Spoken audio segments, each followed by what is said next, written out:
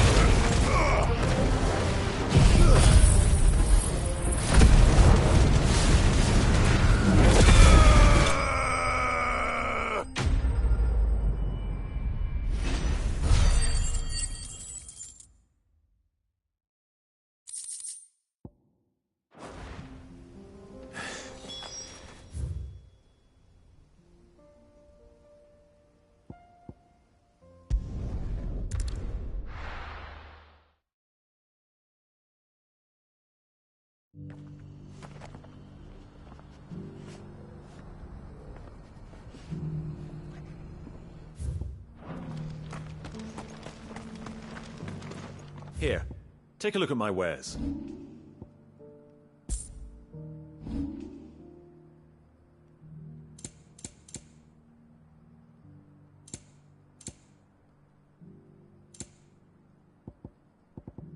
Go safely.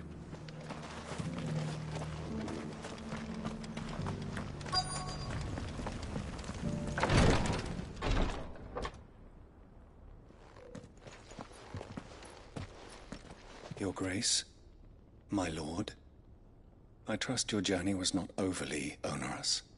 Cyril, you found a letter from Father?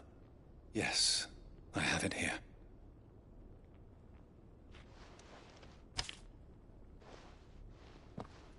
If you would do us the honor, my lord.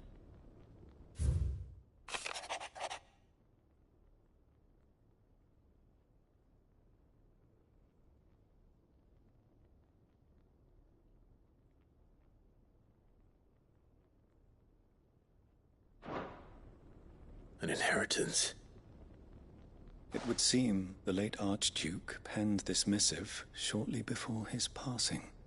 The day before we left for Phoenix Gate. What are these plans he spoke of? His plans for the duchy, Your Grace. Your father entrusted them to my predecessor, the former bearer of the Burning Quill, who entrusted them in turn to me. The complete emancipation of bearers is their stated aim. But your father's dream did not end there. His Grace also spoke of building hospices to care for those stricken by the curse, and the founding of a new university to further the development of non-magical technologies. With the blight spreading ever more widely across the twins, Archduke Elwyn saw this as the only means of securing Rosaria's survival. He wished to see men and bearers treated as equals. To see centuries of common wisdom overturned. Small wonder he did not think it achievable within his lifetime. But he thought it achievable nonetheless. Had he not, he would never have written this message. Nor would he have entrusted his vision to his most faithful aides. Those who would have stood with you, shielded you from the machinations of the less benevolent personages at court. It's a pity only they are still with us. 'Tis true that those most loyal to your father were the first to suffer the Duchess's wrath. But one at least remains, and she has come bearing gifts. What do you mean? Mayhap it is better that she explain, my lord. After all, the duties entrusted to me by my predecessor extended only to recovering His Grace's will and arranging a meeting with the one who might execute it, or a part of it at least. And where is this woman? She awaits you in the archive, Your Grace. Thank you, Cyril. Shall we then?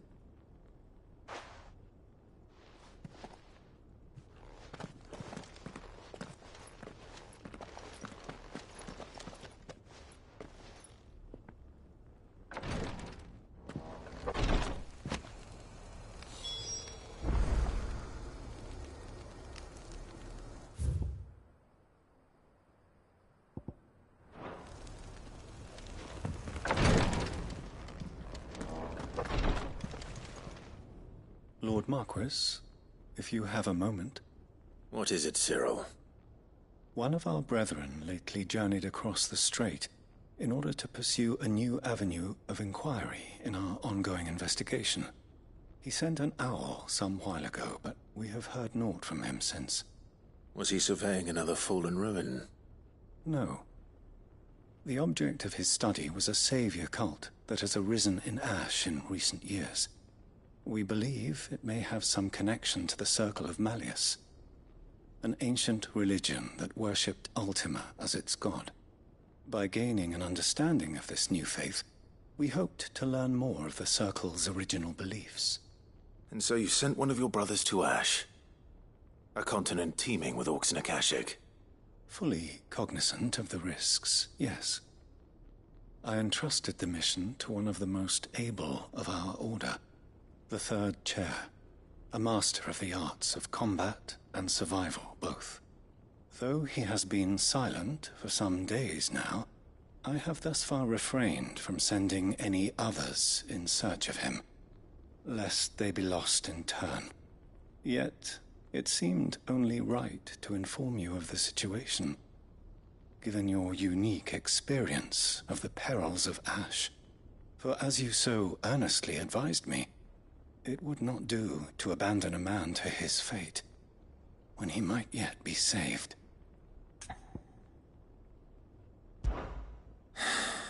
It would not. But Ash is a big place. Can you be any more specific? Perhaps. The last owl I received from him mentioned a village where he had heard the cult were wont to assemble. Mickleburg was its name. It lies in the southern reaches of Waloed. If aught ill befell him, I expect it did so there. Right. I'll see what I can do. You are much too kind, my lord. Go then, with my hopes, and may the firebird's flame ever burn in your heart.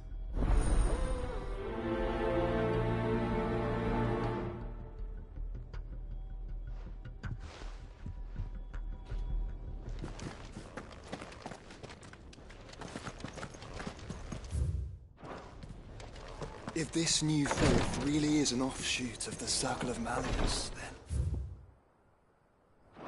Let's concentrate on finding the third chair first, shall we?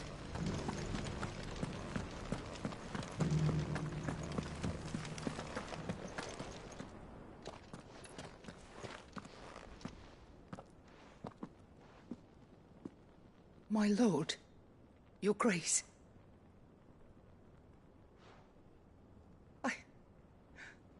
I hardly recognize you. I am Goditha, retainer of House Rosfield, loyal servant to the Phoenix and his shields. Your father, the Archduke Elwyn, entrusted me with the delivery of a gift. I only hope you can forgive my tardiness in bringing it to you. Lift up your head, Lady Goditha. You have our gratitude for your service to our house and to our father. I merely did my duty, as any proud Rosarian would. My lady, perhaps you could explain a little more? What exactly is the gift you bring? As I'm sure you know, it has long been the custom for the children of House Rosfield to be presented with certain keepsakes upon their coming of age. Indeed it has. Our father often spoke of the day when our turn would come. And had he lived to see it, he would have presented you with the treasures I bear. Matching armbands for you both. Alas, he did not live. Indeed, he was taken from us even before they could be completed.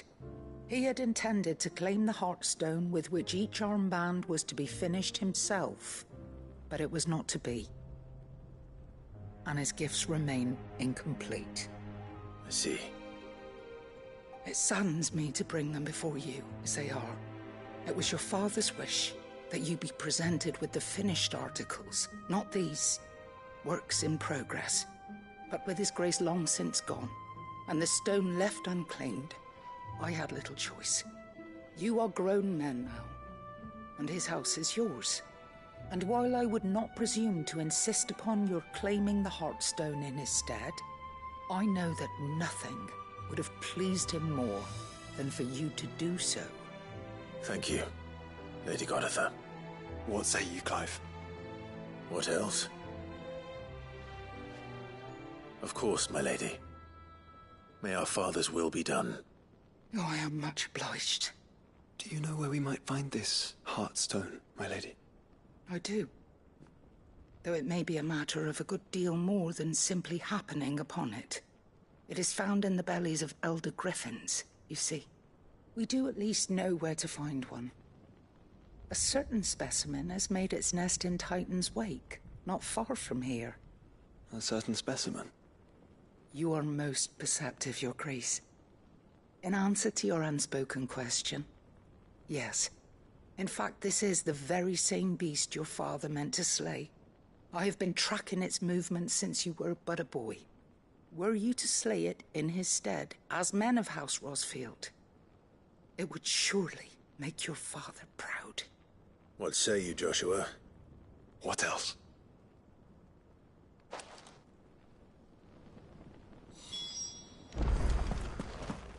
Titan's Wake is...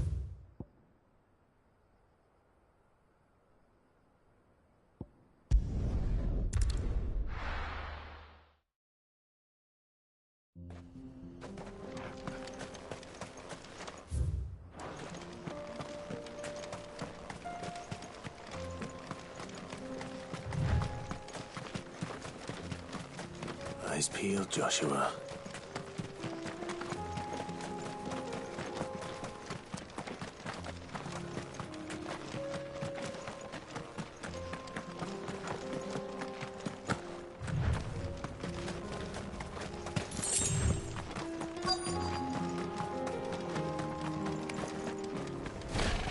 There it is. The House Rosfield.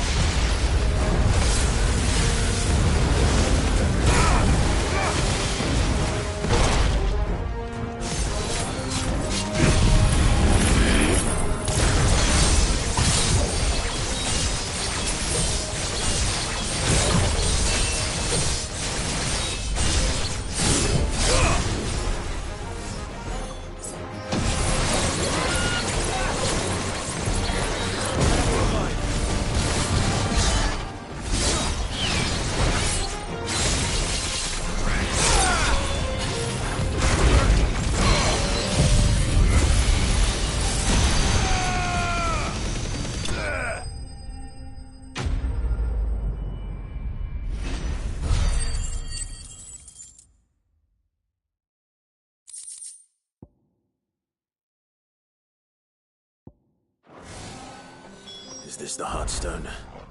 I expect Lady Godotha will know.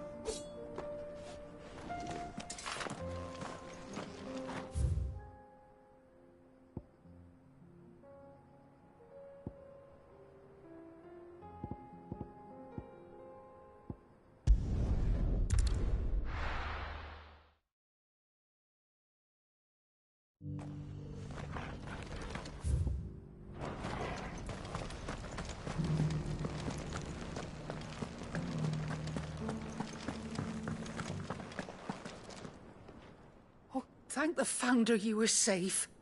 The Griffin is slain then? And the Heartstone claimed.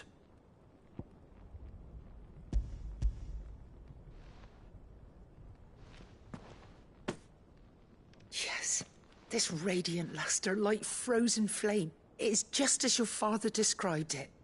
Thank you, my lord. Your grace. Your father would be so proud. Lady Goditha, the lapidary is ready. Thank you, Cyril. I will be with him shortly. If you would excuse me, I shall have the stone cut and set forthwith.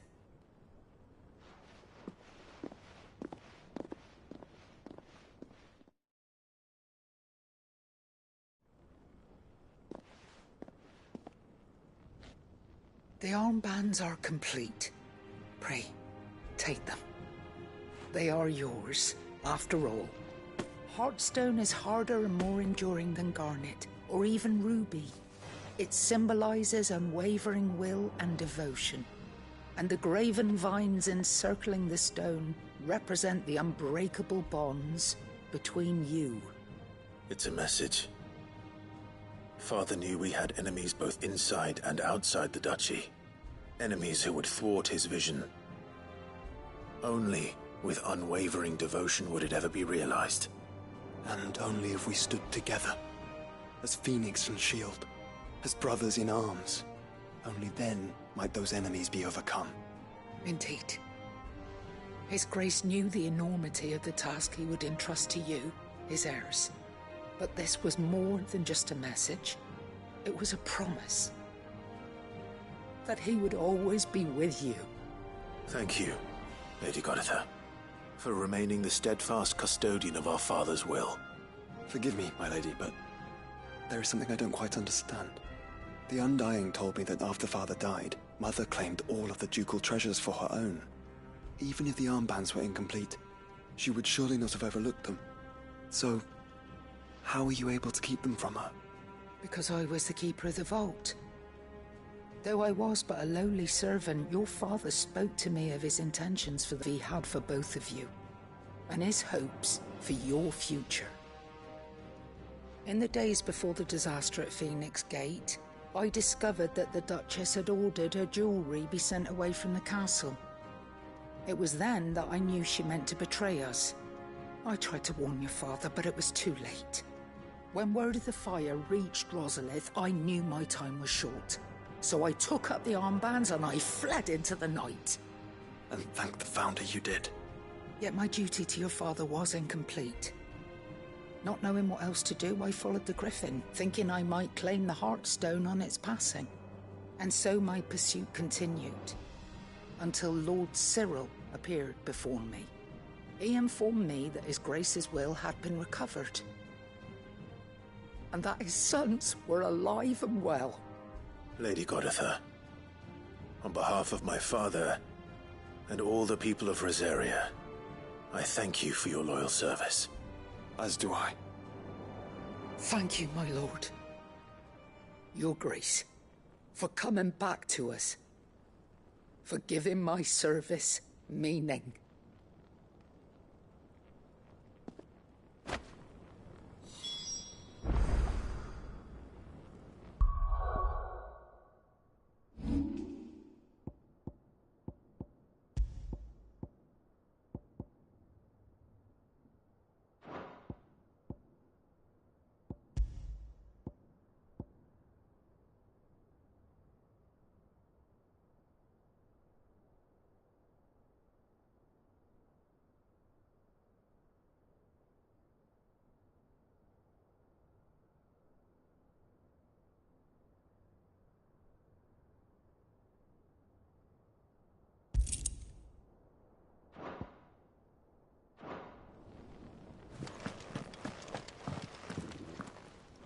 The bands suit you well. It must be gratifying to finally receive the inheritance that was denied you for so long. It is. And we thank you for the part you played, Cyril. If you would permit me to play my part a little longer, might I suggest that you make your way to your father's memorial atop Hawk's Cry Cliff? Let him see that you have received his blessing, and that his vision lives on in you. I suppose it would be churlish not to. What do you say, Clive? Shall we pay Father a visit? I think we should. I was hoping to be able to offer him my thanks. before we left for Origin. Your father's helm is enshrined there. It has been since the day we recovered it from Phoenix Gate. I prithee claim it, for it too is a part of your inheritance, and I do not doubt that your father would prefer it in your hands than perched upon some lonely rock. Thank you, Cyril.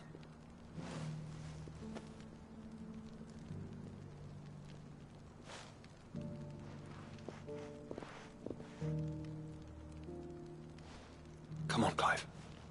He's waiting.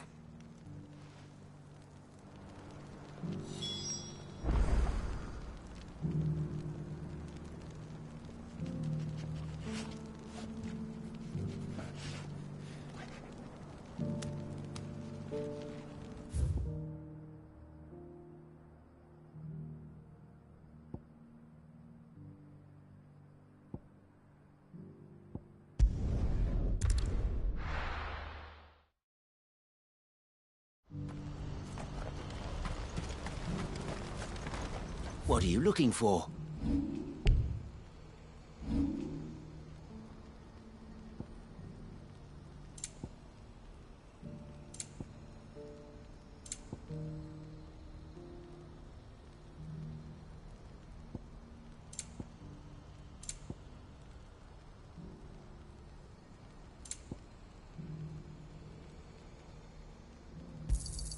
A fine choice. You're welcome anytime. Do you see that too?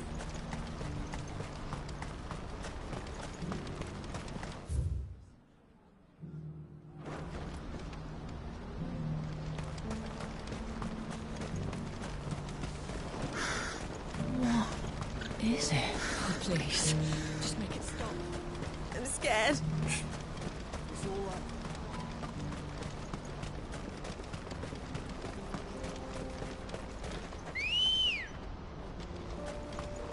Come on. Yeah!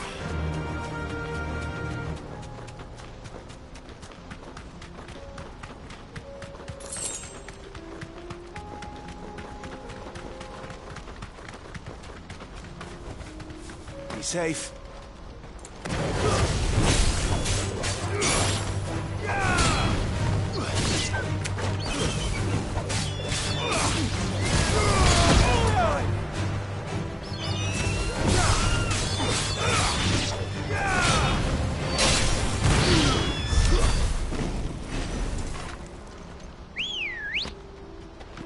Ready, go? Faster!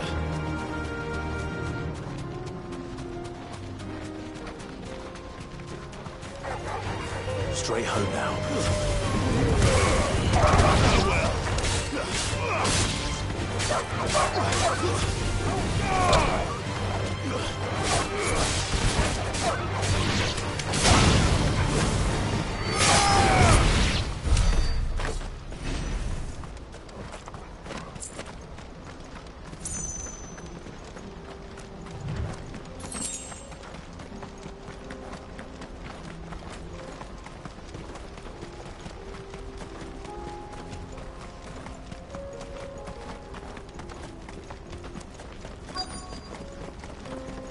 Can't be Rutherford, can it?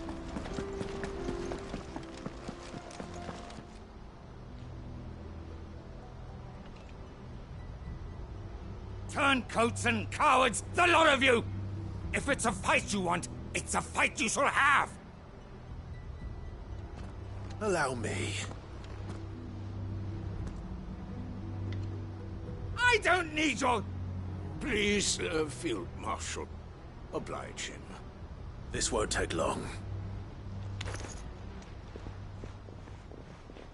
You're right. It won't. Men, finish him.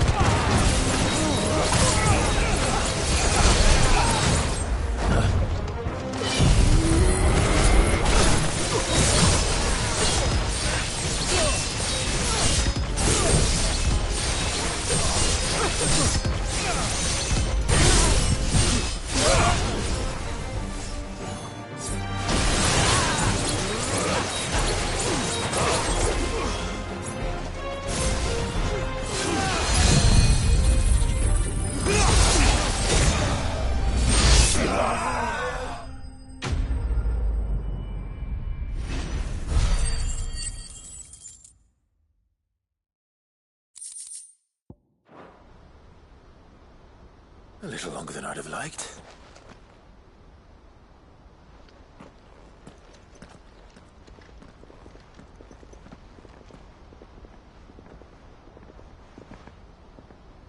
Field Marshal Havel, I presume. Are either of you injured? No, my lord. You arrived just as our escort turned on us. Fucking traitors. I'd heard reports of soldiers in the outlying regions abandoning the oaths they swore.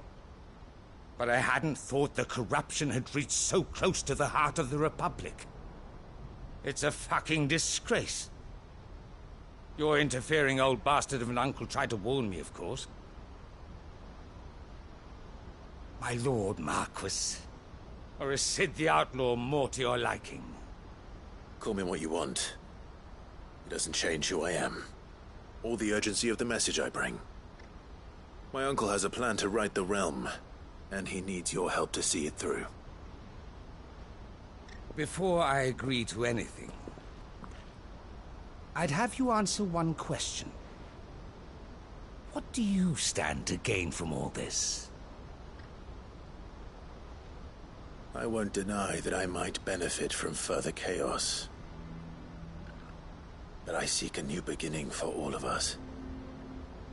And while the choices I've made may not always have been the right ones, I know I made them for the right reasons. For so long, so many of us have been told how we could live, how we could die, when it should have been our decision all along. Now we have a chance to put things right. But in order to take it, we must stand together. Even if it be beside those with whom we don't see eye to eye.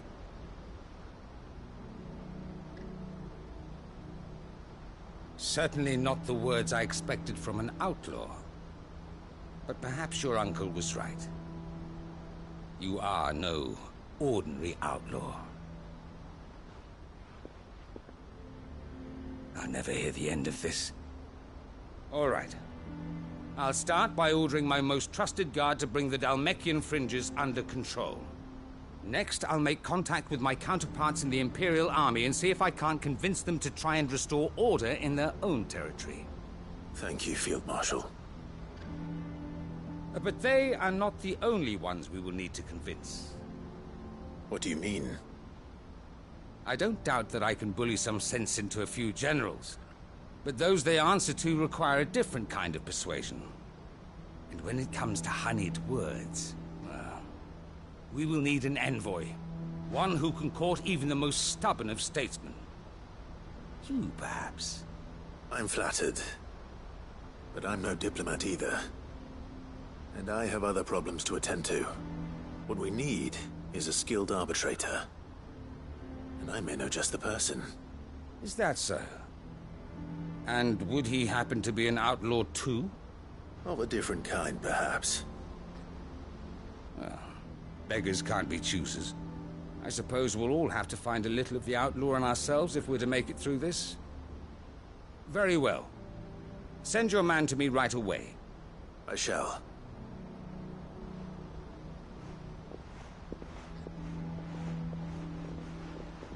My Lord Marquis.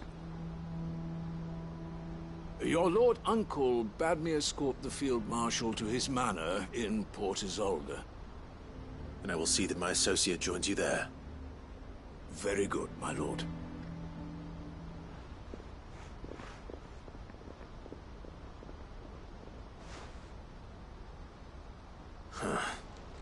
An envoy. I'm not sure I'm the man to talk anyone round. I can barely convince my brother to take his medicine. No. This is a job for someone with experience. Someone like Quentin. I hope I can convince him at least.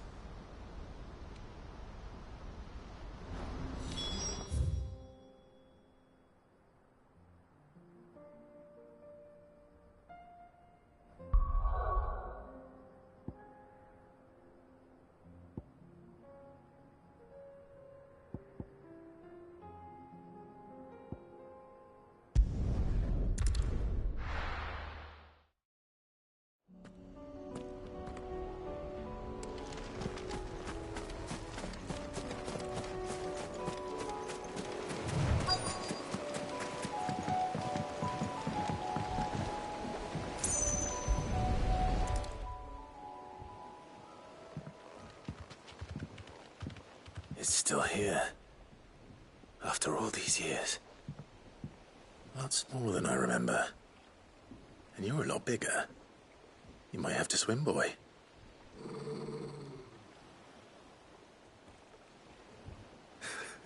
I wasn't being serious. You two go on without me. I doubt that boat will hold a third. If you're sure, we won't be long. Hop in, boy.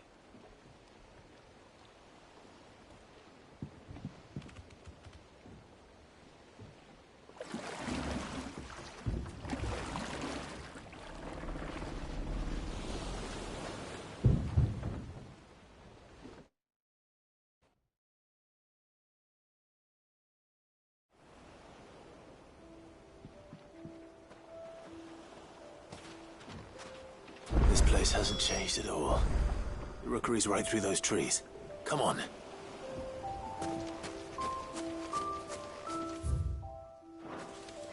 Race you there?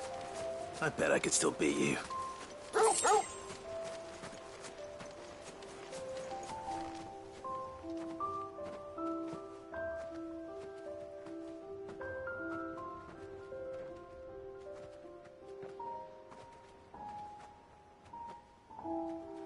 Here we are.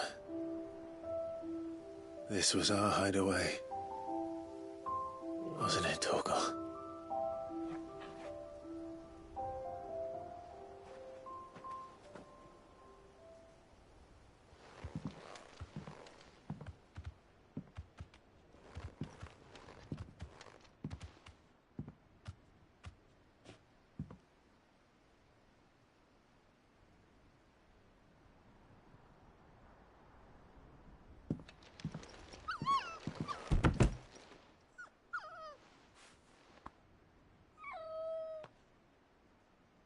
Coming here helped me to forget who I was. Or wasn't. Prince, shield. Son his mother could love. Had I been any one of those things? Perhaps.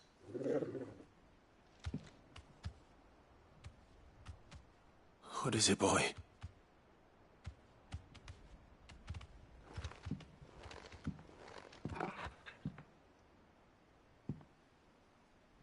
This is all from the castle. And Phoenix Gate. Did you bring these here?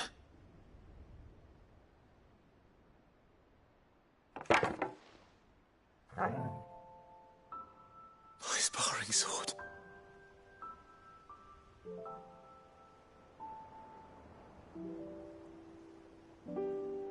Well, well.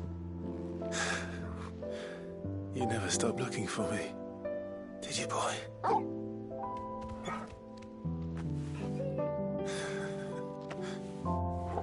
Thank you, Torgal. For never giving up. For never forgetting.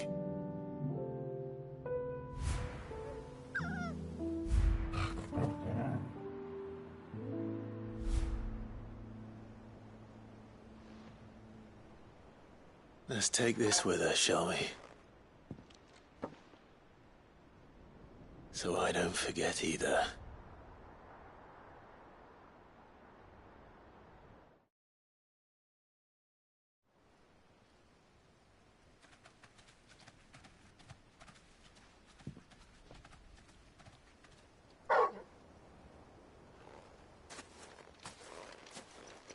That's not the way back to the boat, Torgal. All right. I'm coming. I think I know where we're going.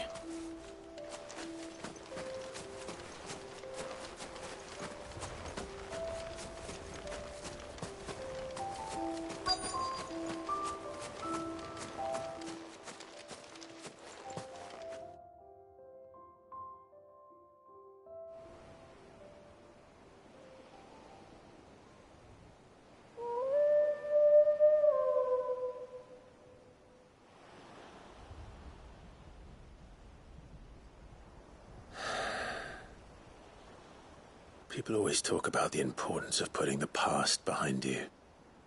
But without it, we wouldn't be who we are today. And we certainly couldn't steer our way to a better tomorrow. Come on, Torgal. Let's go home.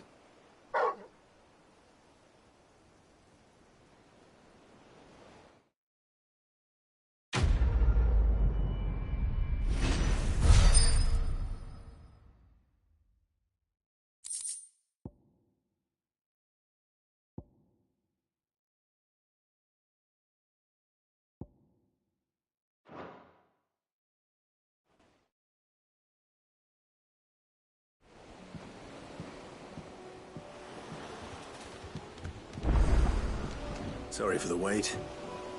We're ready.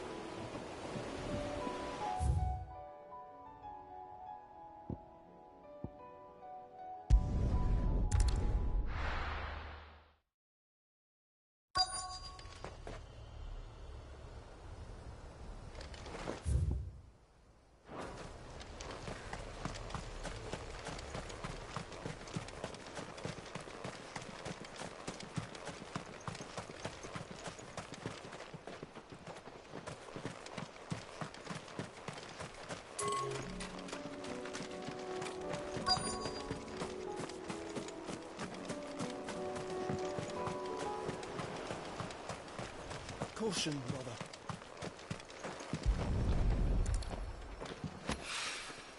It's oil. After what happened here.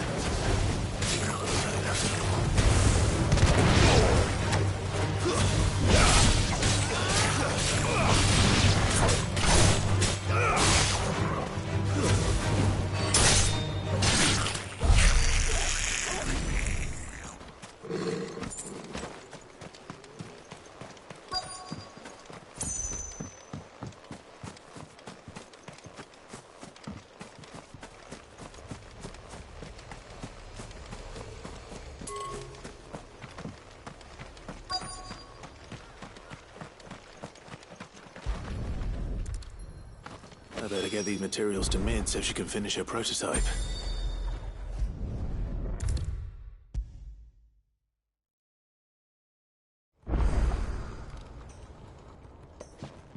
Mid, tell me this is all you need.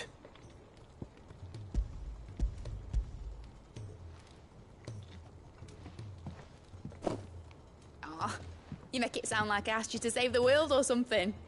Tell me this is all you need. It's most of what I need.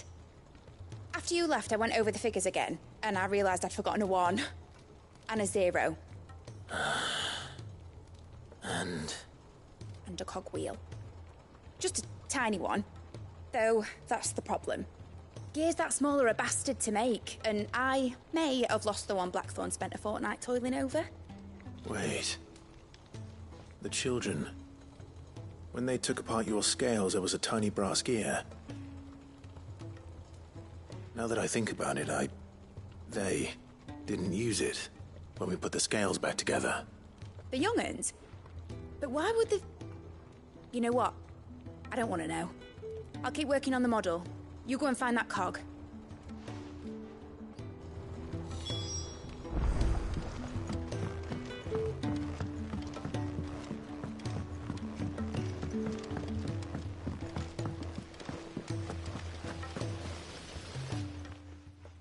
Sid! Is Mid still hiding from us? She wasn't hiding. She's fine. She's just busy working on her next project. A new invention? What is it? What is it? Is it an airship? I bet it's an airship! Do you think she'll let us help? That just so happens to be why I'm here. She needs something special, something only you three can provide. A brass gear.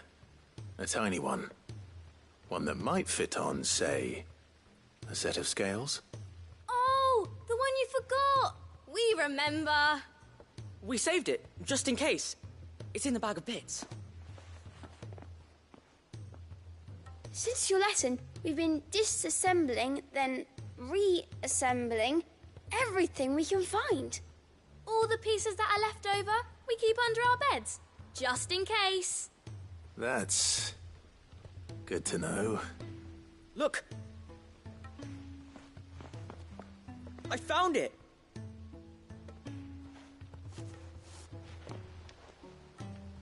Is that all? Just the gear? We have more parts if Mid needs them. That's all for now. But I'll let Mid know about your hoard. Just in case. Thanks, Sid.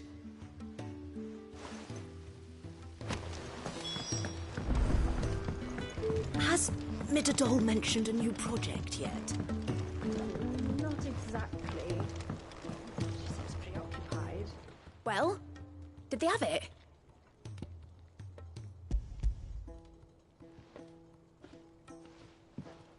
They did. And they kept it somewhere nice and safe. Will it work? Will it work? He's perfect! You're a genius, Clive. What exactly are you going to use it for? Only the most important job of all. The wings aren't going to move on their own. But with the right cog in the right place... well, you just wait and see.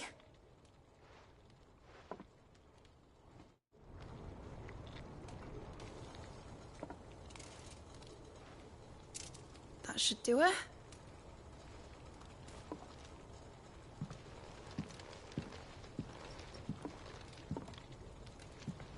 Here goes nothing.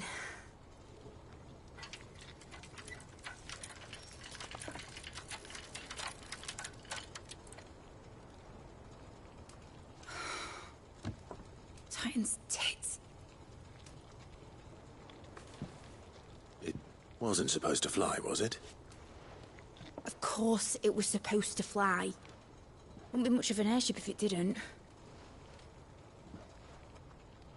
Honestly, these bloody engines are driving me mad. I was so sure this would be the day she soared. The mithril engine was made to make dreams come true. But maybe this is one dream the world's better off without. Show folk how to take flying. It won't be long till they're raining death down on each other. People will lose their homes, children, their mums and their dads. Like I lost mine. I'm sorry. So am I, Clive. So am I. Sorry that I have to choose. Do I follow my head, or do I follow my heart?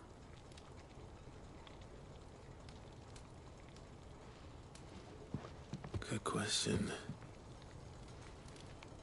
The first time I stood on the deck of your ship, felt the wind in my hair. It was like I was flying.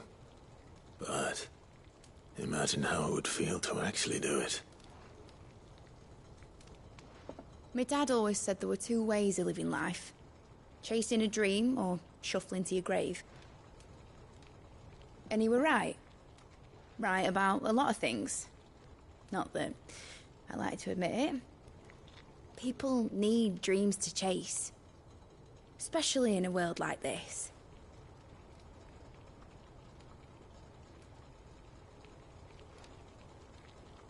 Right. When this is over, I'm gonna take all my mithril engines to Zemeckis and sling them over the edge.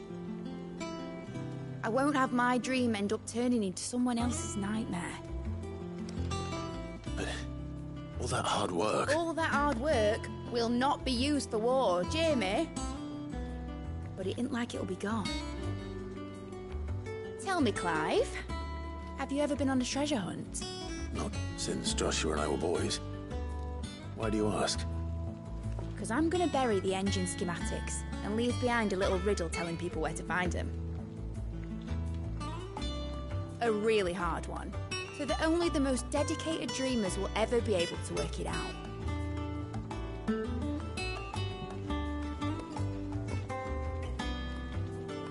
Ooh, I can picture it now. Some daft general squinting at the words with a gormless expression on his mug. Like that one, yeah.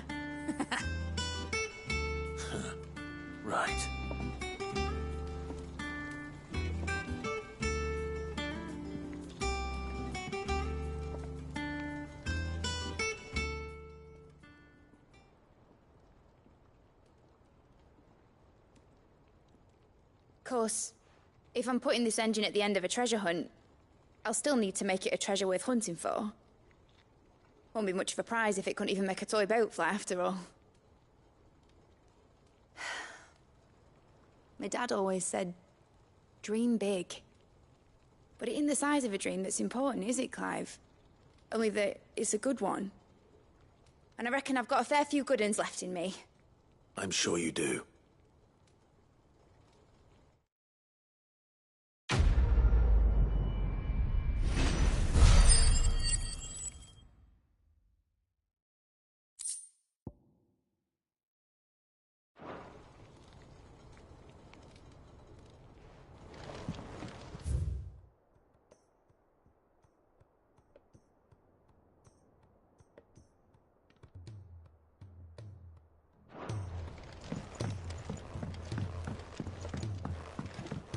Has Midadol mentioned a new project yet?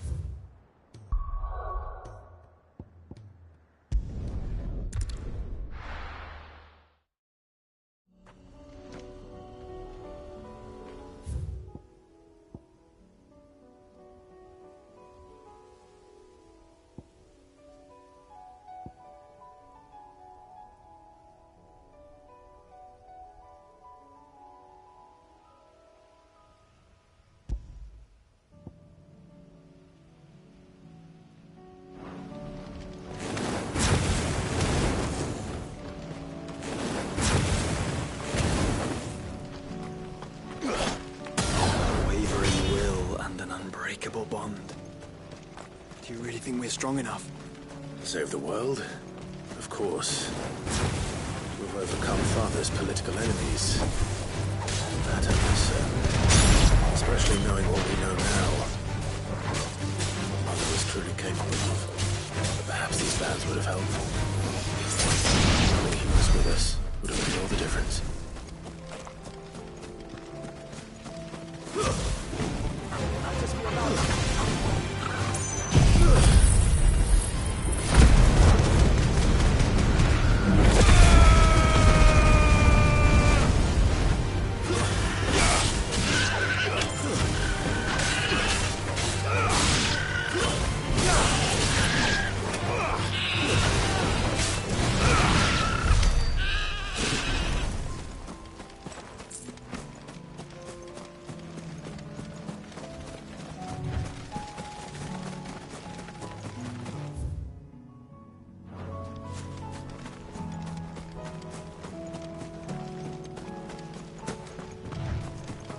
It's just back there.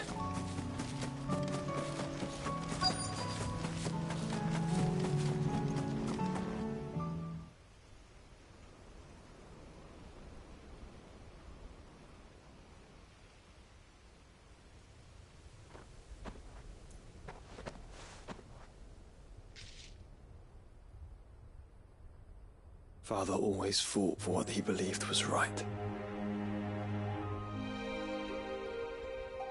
It wasn't until that night at Phoenix Gate that I realized I had never fought for anything. I always had someone else to do the fighting for me.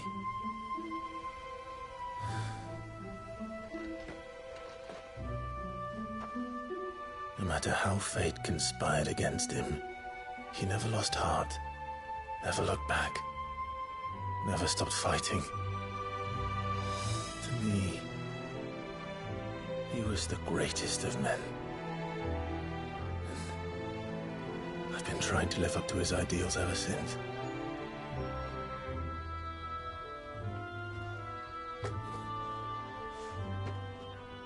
We all have, Clive. We all have. And we'll keep trying. Because that's what he would have wanted. What he would have done himself. Even if it meant standing against the very gods in the heavens. I shall be borrowing this, Father, if I may. That you might watch over us as we follow in your footsteps.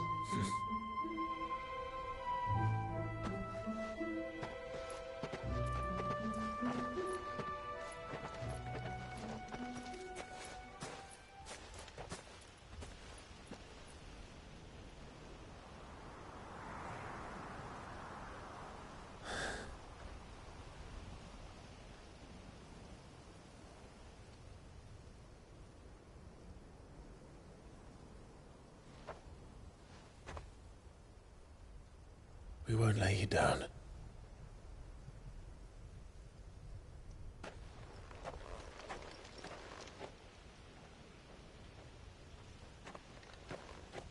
Onward, then? Onward. To the end. And to a new beginning.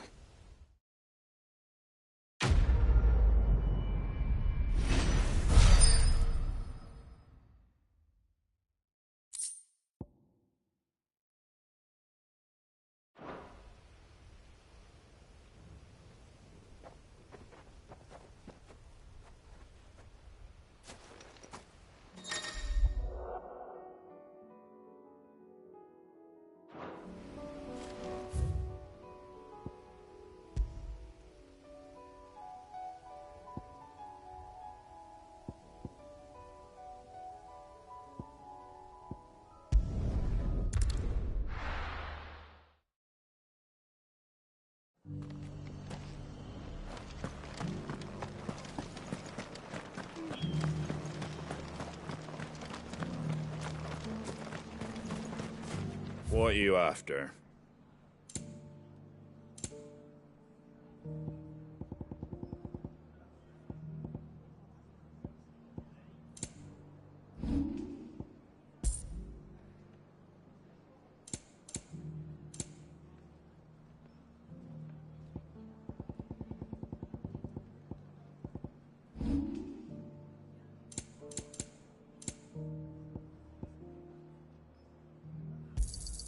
There you go. That all, is it?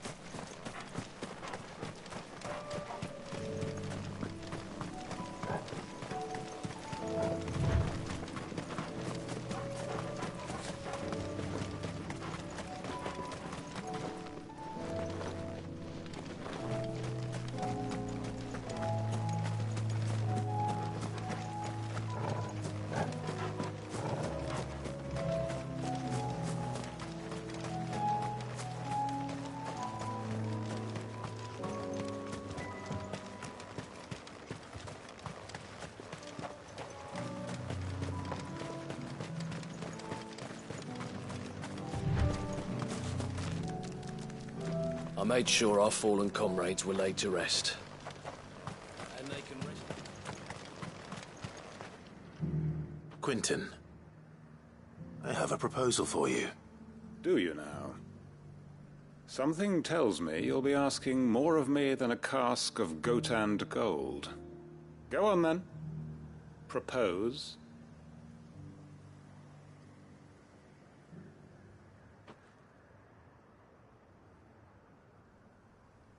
You'd have me convince the chiefs and chamberlains of the realm that they should simply swallow their pride and do the one thing that has proved impossible for thousands of years.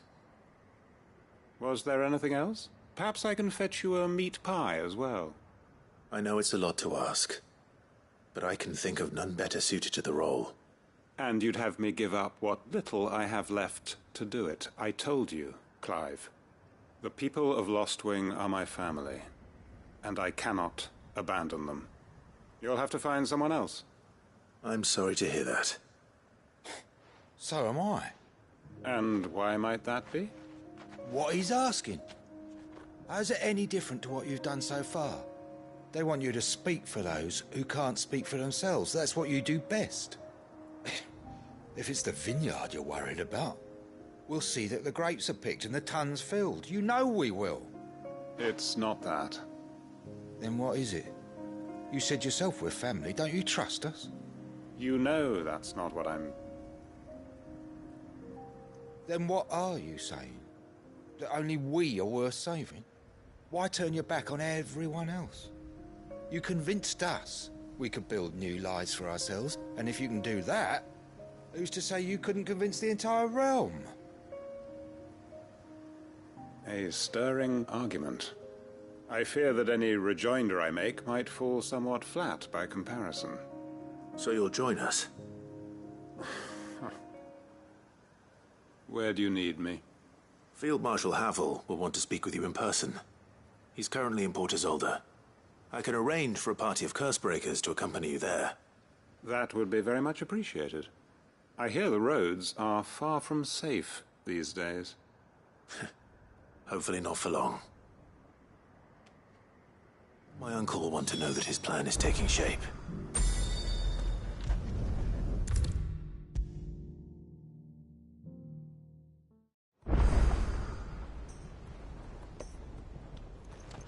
Uncle, I bring good news. The Field Marshal has agreed to your plan. Ha! Of course he has. I didn't doubt you for a moment, dear boy. Rutherford is accompanying him back to your manor in Port Isolde as we speak. They will await your return there. As will one other. One other? Who, exactly? Lord Havel was concerned that even if he could get the realm's armies to agree to an accord, he might not be as successful in convincing those with political power. He asked if I might have a solution, and I suggested a certain Imperial Lord Magistrate turned Liberator. One of your co-conspirators? Master Quinton would probably call me one of his, but yes. Another outlaw, then. Just the thing we need to put these rotten politicos in their places. Good thinking, Clive. I'm glad you approve. The more the merrier, eh? Uncle, assuming Havel and Quinton can solve our problem with the armies, you still haven't mentioned how we might manage the grain shortages. Oh, don't you worry, my boy. The 7 high houses will be seeing to that. They have all agreed to make the most generous of donations. Oh, of course, it did take a little persuasion, but luckily I had some unexpected help. From who? Why, you, my boy. Rumor has it that you rescued the Lady Ariane's head steward Rockford from a horde of bloodthirsty bandits. It was more of a handful. Well, the old battle-axe was so pleased. She had a shipload of talents delivered to my private docks by the next new moon. And when the other houses saw the parsimonious old crone's purse strings finally loosen, they as good as tripped over themselves in the rush to follow suit. I'm happy to hear it. Now, I must be getting back to the manor. Join us there at your earliest convenience, would you? Of course, Uncle.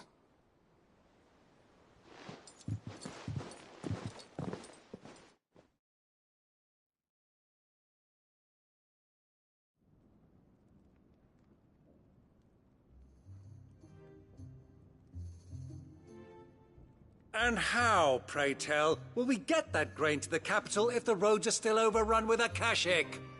You'll find another bloody road. I only have so many men, and I'm not about to send them headlong into an ether flood.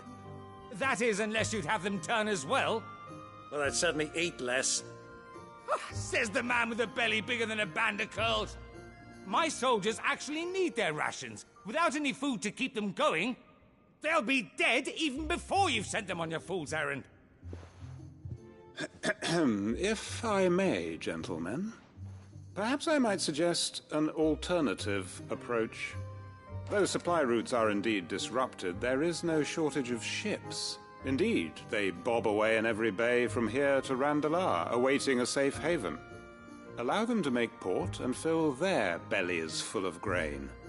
And once those who crowd the cities are fed, ferry the displaced back to the countryside to work the fallow fields.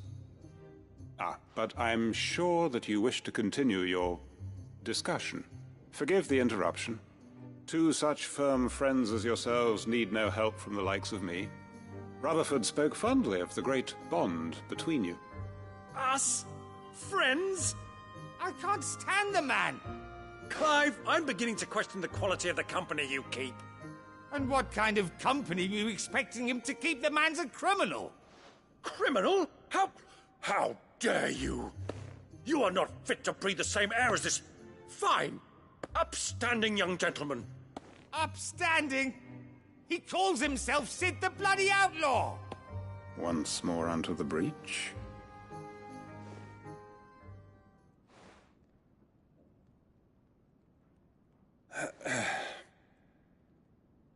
Shall we begin again? What we seek here is not to create a new nation, nor to claim the thrones of those that already exist. We wish simply to bring stability to the realm that mankind might weather the current storm. And to do that, we must convince those in power, the generals, the statesmen, the nobles, that our cause is just. There will be disagreements, yes, and I imagine some resistance, much resistance. But we cannot let that deter us. If we show them the path, show them that we walk it ourselves, then I am confident they will follow. The fate of the world lies in my nephew's hands, but the well-being of her people lies in ours. And we must not squander the chance that Clive has given us. Uncle Byron, Now, with that settled, let's move on to the signing of the Accord. For what great moment in history hasn't been accompanied by a little ceremony?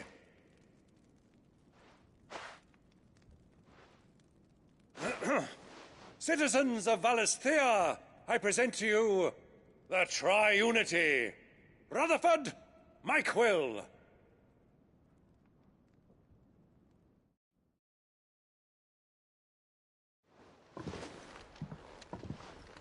Well, my boy, the stage is set.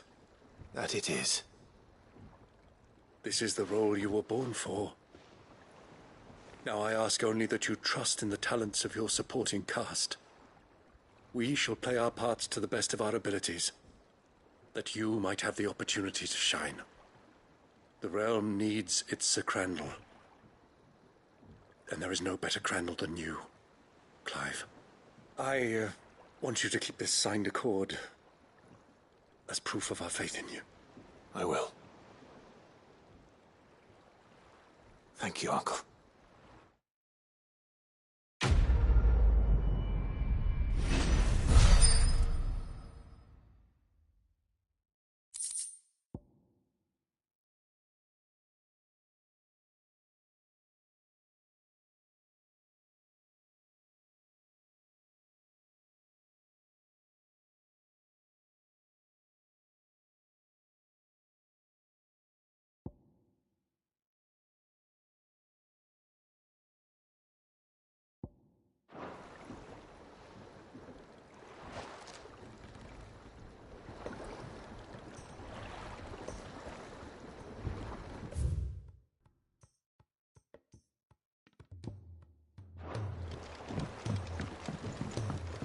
What do you think that thing is?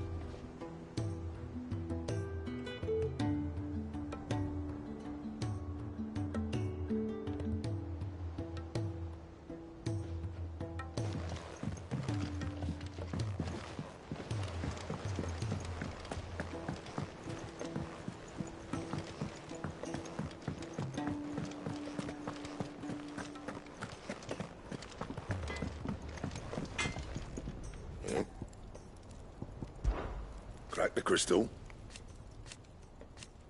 Not a very good one, but then...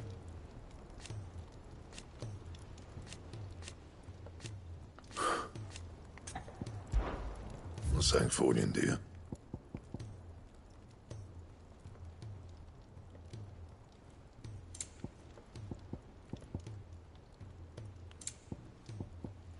And?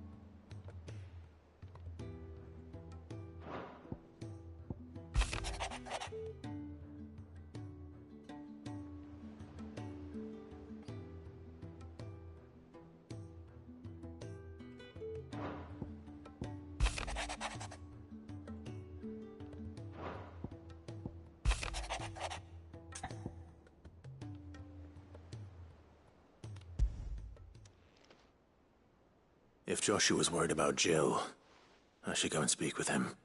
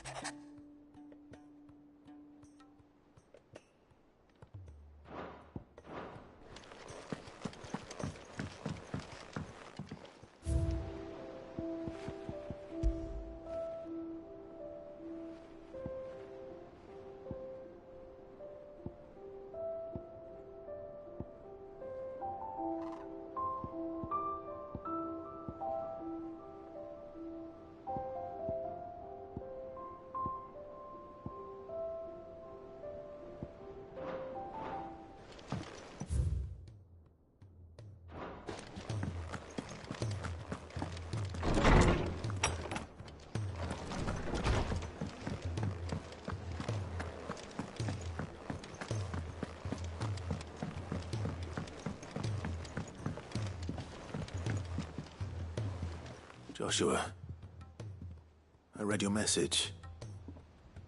You're right. Jill is different. I don't think I'd realized how different, but since we returned from Drake's spine, I've felt it more and more. I suppose it's not hard to imagine why. She doesn't think she belongs anymore. And that's why we need to remind her she is still one of us. To let her know that we still need her. Now more than ever. That you still need her. But how to do that? When last we were truly close, we were but children. Of course. Do you remember the time we accompanied Father on his annual tour of the Duchy? And Jill and I broke from the procession to ride up Man's Hill.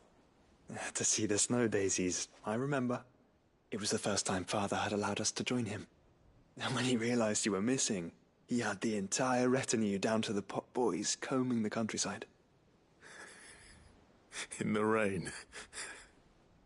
A thunderstorm forced us to take refuge in a grove of oaks before we'd even made it halfway there. It was the Lord Commander who finally found us, and needless to say, he was none too pleased. Then it seems you and Jill have unfinished business. What do you say? Man's Hill. It's not that far. Oh, true. Though I suspect it is also much changed. Little in southern Rosaria remains as it was when we were children. You're saying I should go and scout the area for bandits? I'm saying we should first go and see if there are actually still any snow daisies left. What would you do without me, Clive?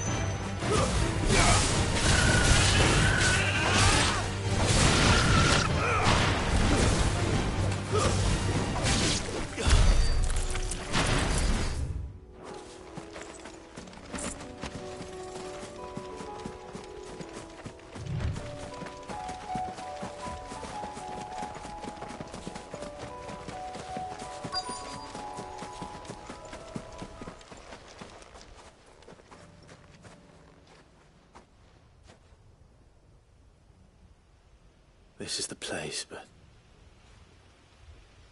I'm sorry, Clive.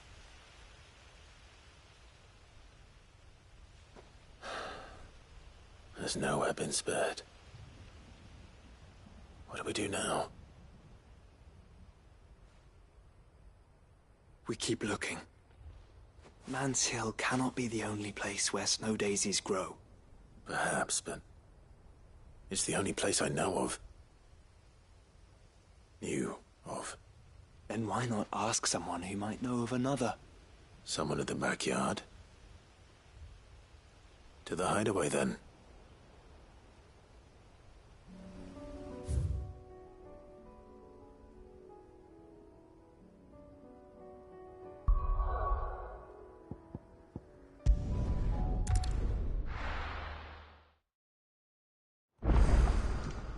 Let's hope one... Gardeners knows where to find snow daisies.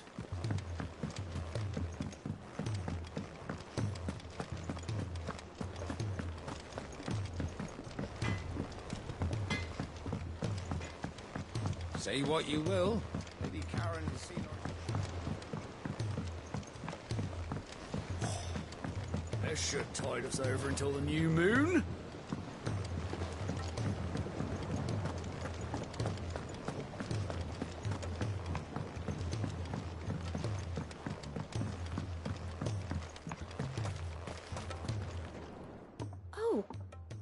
What brings you down from the heavens, Sid? I need your advice. Joshua and I are looking for a place where snow daisies grow. Preferably in abundance. Snow daisies. Then you'll want somewhere not too hot and not too cold. And where the winds are strong enough to carry the seeds. I reckon Man's Hill would be a good place to start. There in the Royal Meadows, perhaps? Both have similar climbs and the right elevation. If the Blight hasn't claimed them yet. Right. Thank you. Did you learn where we might find our flowers? The gardener here mentioned the Royal Meadows in Sambrak. Ah, the fields beyond Northreach. Well, if that's the case, then Yote was right. I recalled that she kept a record of our travels, you see. So I asked her if she'd perhaps noted anywhere that snow daisies grew, and she mentioned Oilefeist Bay. Whose shores border the meadows. Off we go, then.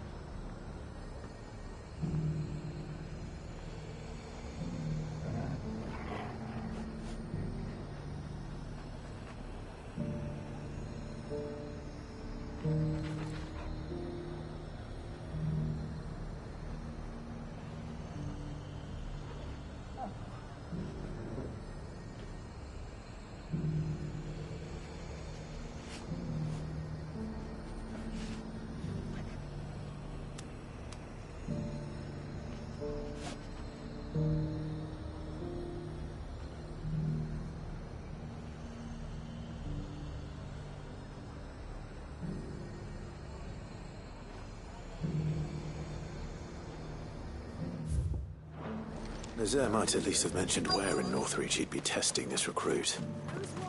I've no. Well met, Sid. This is the initiate. Ember, present yourself. At your service, Master. Please, just Sid. There are no masters here. Your life is your own. Oh, of course. Thank you, Sid. The sergeant says you'll be evaluating me at my trial. To become a scout, yes. You are aware of the dangers inherent in that role. I am. But I swore I'd face them. Just like the man who saved my life. And who would that be? Gav. It was him who found me and freed me. No magic, no support, just one man and his nose. Came and sniffed me out. It taught me what one man can do if he puts his mind to it. And I've been training ever since, so that one day I can be someone's saviour, just like Gav was mine. I'm sure he'd be flattered. You clearly have good intentions, Ember. And it sounds like you're under no illusions. Stick to this path and you'll make a fine cursebreaker. So, what? Have I passed? You haven't even started yet. Now listen.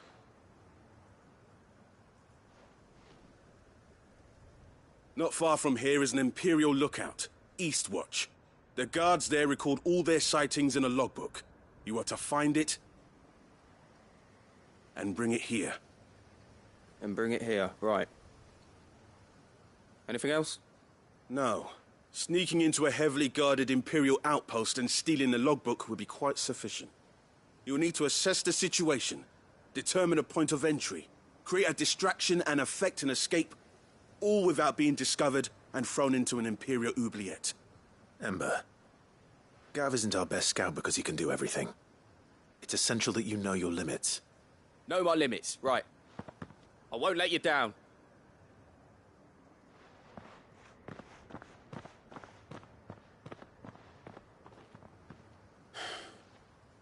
It shouldn't be as dangerous as I made out. But keep a weather eye on him all the same, would you? On my way. All right, Ember. Impress me.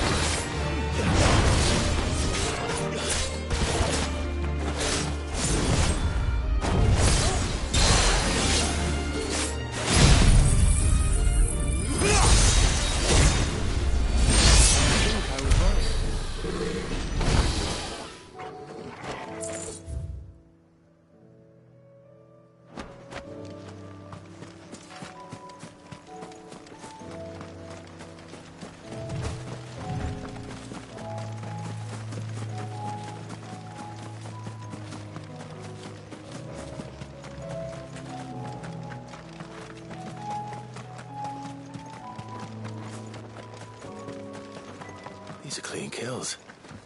Perhaps young Ember really is ready. Or maybe not.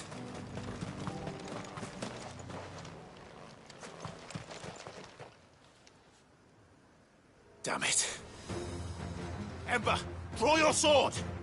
I can't! Then run! If you want him, you'll have to go through me.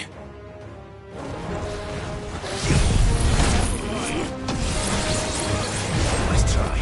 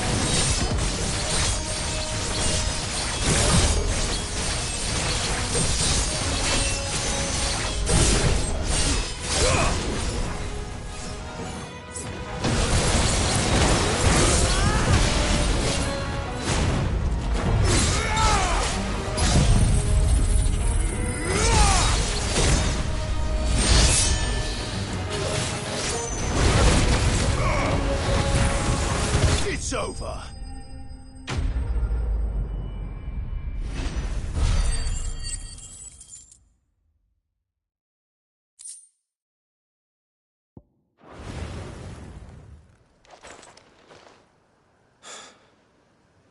Ember, are you...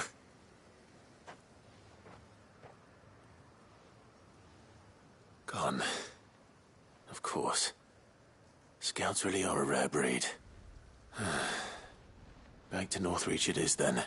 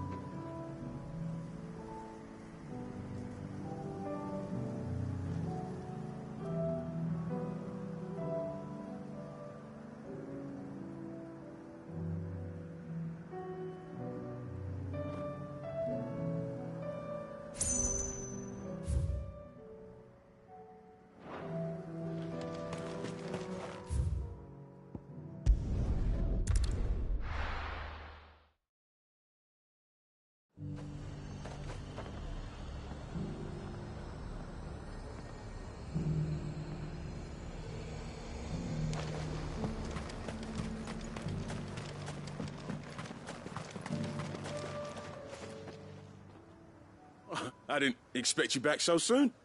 Where is Ember? How did he fare? I thought I'd find him with you. He must have fled. I followed him to Eastwatch, where I found him being set upon by a wild Avis. He was just standing there. Didn't even draw his sword. I had to step in and take care of things. But by the time I had, he was nowhere to be seen. I assumed he'd set off in your direction, but apparently not. Oh, I'm sorry, Sid. I knew the boy had a nervous streak, but he seemed like... The right man for the job?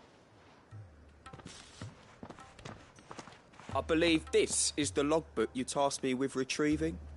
Eh? How did you... Don't you tell me you breached the tower while Sid was busy saving your skin. What? Wasn't that what you asked me to do? To bring the thing back without getting caught? He has you then, his heir.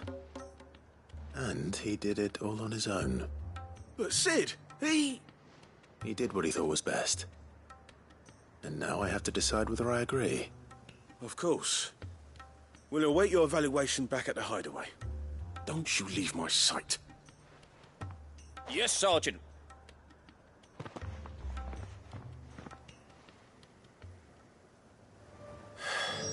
This won't be an easy decision.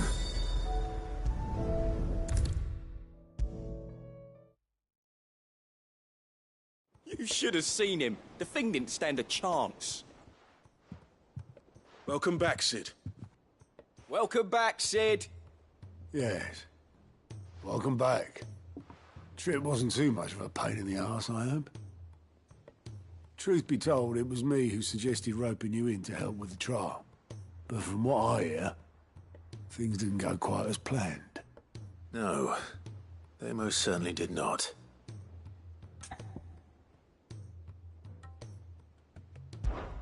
Ember lost his nerve in the face of a beast of prey, but he didn't lose heart. He pressed on, and he achieved his aim. And is that not what we ask of our scouts? Indeed it is. Thank you for your honest appraisal, Sid. The fact remains, however, that Ember will not always have a battle-hardened warrior on hand to pluck him from the jaws of peril. All I have gleaned from this trial is that without someone watching his back, Ember is little more than a liability. Wait, Sergeant. Ember still has much to learn, it's true. And this time he was found wanting. But I'd say he's due a second chance, nonetheless. After all, he did do as you asked. With a bit of hard work, any hand can be made to hold a blade, and any mind can conquer its fears. But a scout's nose is different. You've either got one, or you ain't. And by sniffing out that log, young Ember here has shown he has a conk and a half. Wouldn't do to waste it now, would it? Fine. One more chance. I'll do whatever you ask. I'll spend my days and nights in the pit if I have to. I'll show you. Just you wait. Daft as a brush, that one. But his heart's in the right place. Just like someone else we know. And if you ask me, we've been leaning on him for far too long. That time the curse breakers took some of the weight off his shoulders, I reckon. It couldn't hurt. Just don't tell Gav I said so, will you? I won't have him thinking he's been hard done by. Next thing you know, he'll be asking for a day off. Chance would be a fine thing. Back to work. Forgive me, Sid. This did not play out as I expected. Things rarely do these days. But that's why we need men like Ember more than ever. Men who can make the best out of a bad situation. Remember that. I will, Sid. Thank you.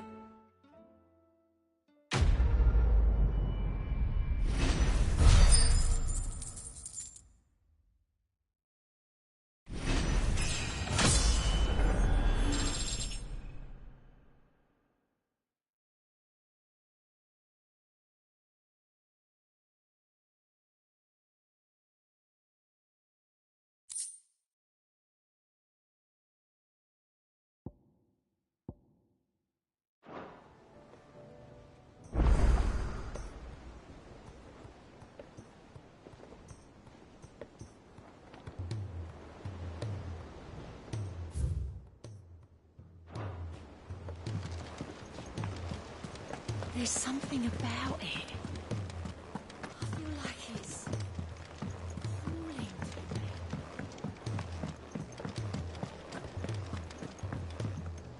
to me. You all right? About that.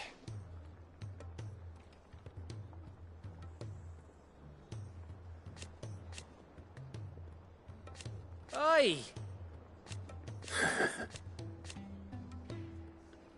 Let's see.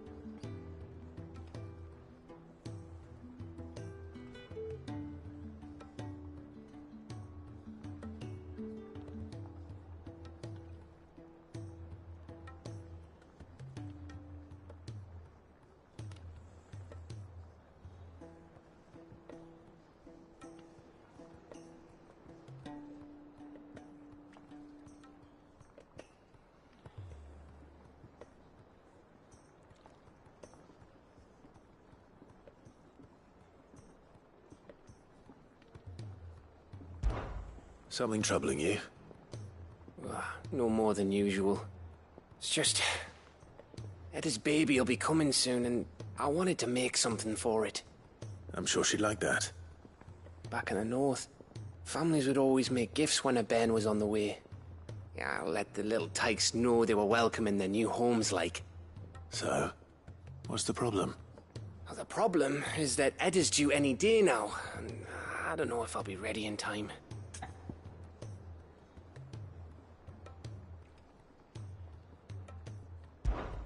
Is there anything I can do to help? You know, there just might be. All right then. What exactly are we making? A good luck charm. But not just any good luck charm. Not just any. No. One made from the feather of a silver chocobo. There's nowt luckier in all the realm, or so we used to say back home anyway. Thing is, they're hard to come by. Had Otto and Karen check with their suppliers, but nothing. I'd try and track one down myself, only... Only the big day is fast approaching. And that's all you need, a feather. That or the bird whose horse it's attached to, aye. I was gonna start by asking around with traveling traders plying the northern borders. Well, there's no shortage of those passing through Martha's. I think I might make that my first port of call. I'll let you know if I find anything. You're a good friend, Clive. I won't forget this.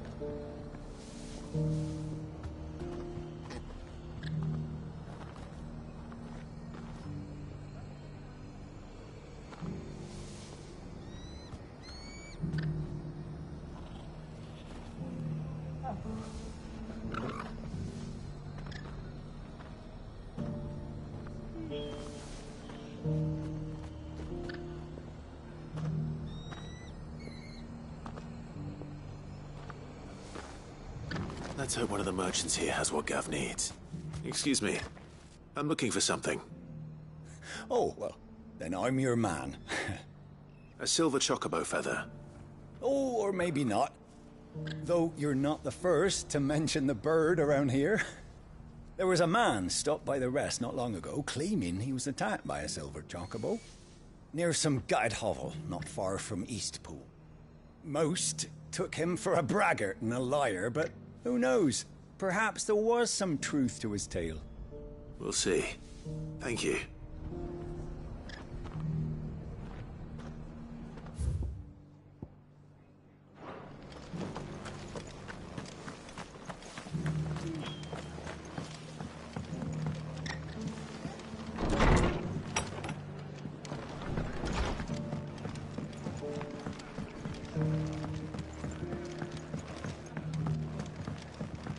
Did you hear they're rebuilding Rozfild? I was thinking I might take my cart out that way, see how they're getting on.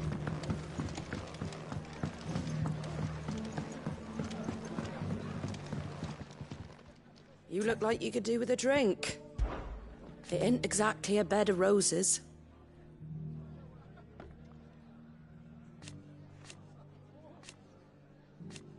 And that's just a start.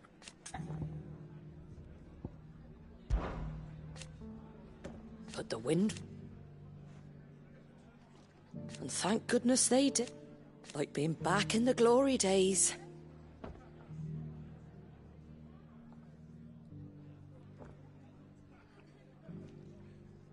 Half of me wish... When I was a little girl...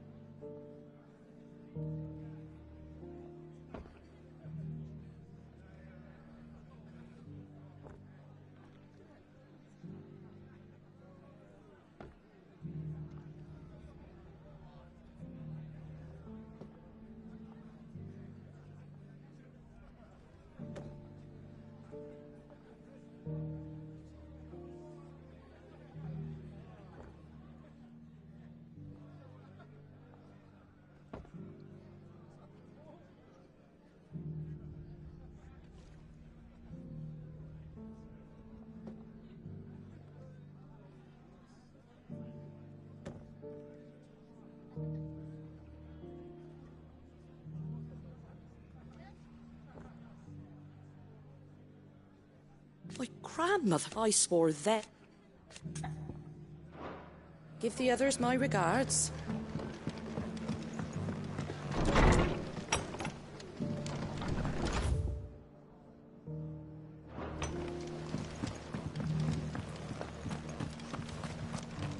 We've got a few rooms going spare now. You want a bed for the night? Oh, this guy can fuck right off.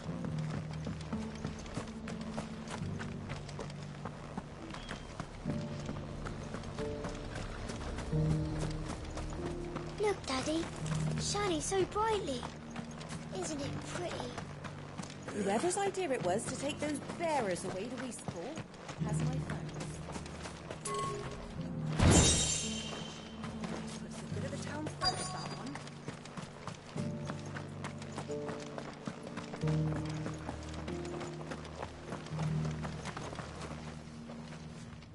Can I help you with something? You wouldn't happen to sell silver chocobo feathers, would you? I deal in fruit, not fancies. But if it's fancies you're after, I suggest you try Rhiannon's ride. Was a silver chocobo seen there? Oh, yes. If you believe the ravings of a madman. It wouldn't be the first time.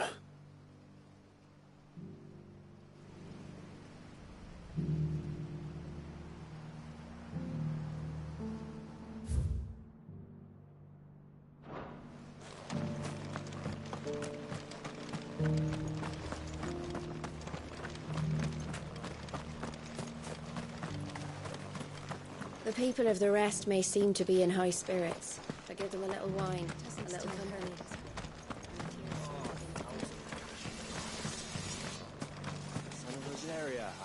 How do, traveller? You've the look of a man who could do with a new whetstone? Or perhaps a bawdy etching of the Vicerine? Maybe another time. I'm looking for a silver chocobo feather. If that's the case, rumours are all you're likely to find. No one has seen a silver chocobo for years. Word is they were all hunted for their feathers. Some northern nonsense about bringing good luck. Didn't bring them much, nor their bows. If any are still out there, I reckon they'll be doing their damnedest not to be discovered. You're probably right. Thank you anyway. A silver chocobo sighted in the hills near Rhiannon's Ride. It sounds almost too good to...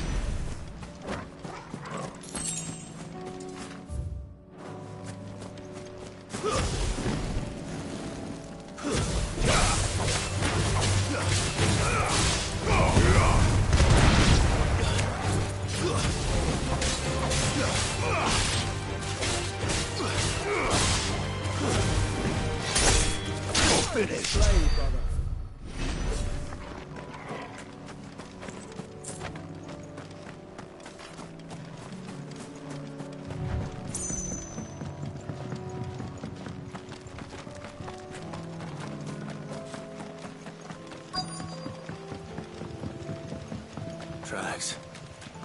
They're not left by bandits for a change.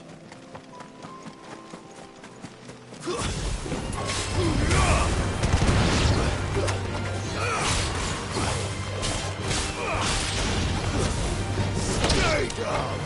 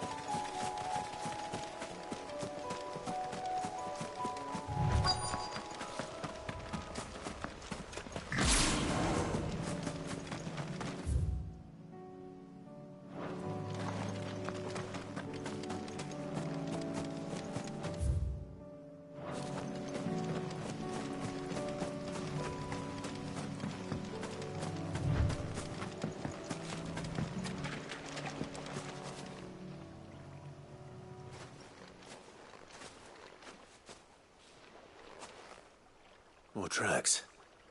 And these look fresh. A chocobo was here. And recently. Perhaps it still is.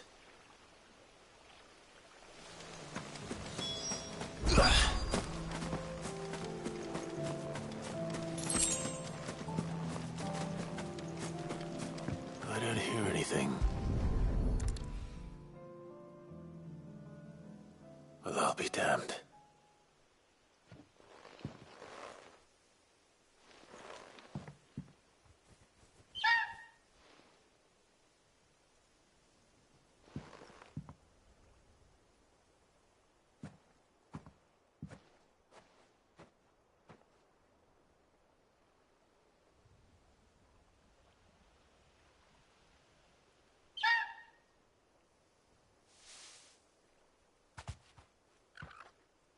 It's all right. I'm not going to hurt you. Just borrowing a feather for my friend.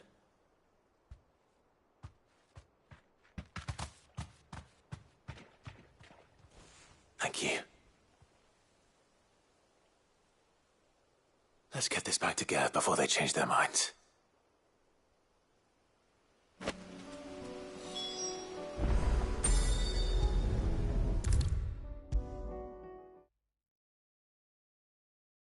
It was no trouble at all.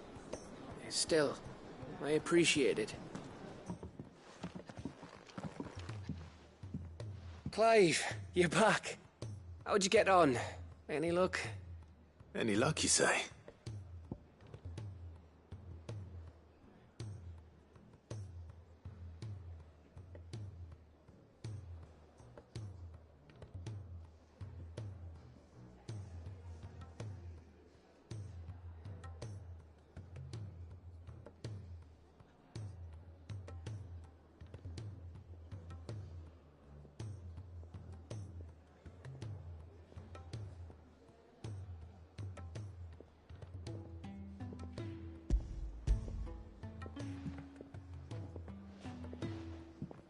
Crystals crack. Is this what I think it is? Where in the hell did you find it? It's a long story.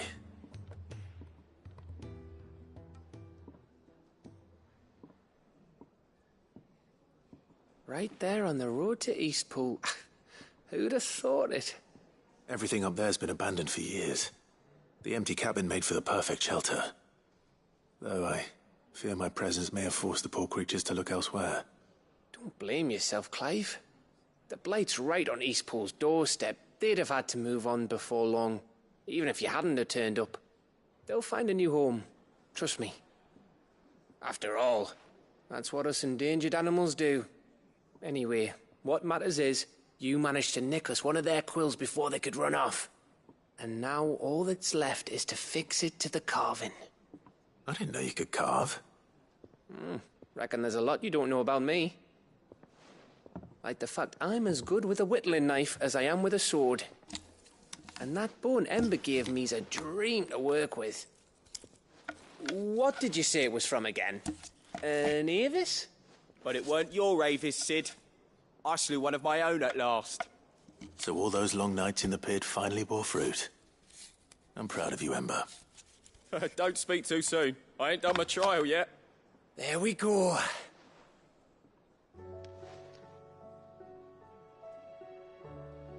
What do you think? I think if you ever hang up your scouting cap, you'll be able to make an honest living. Oh, will I? I should go and see if Ed is awake. Give it my best. You can give it to yourself. Come on.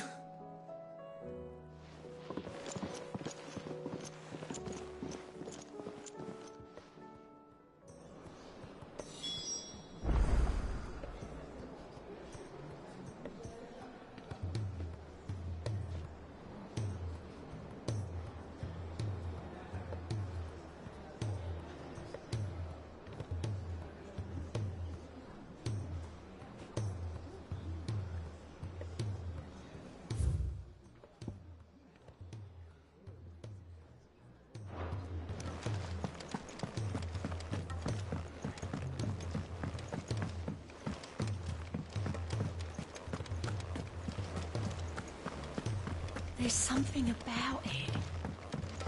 I feel like it's...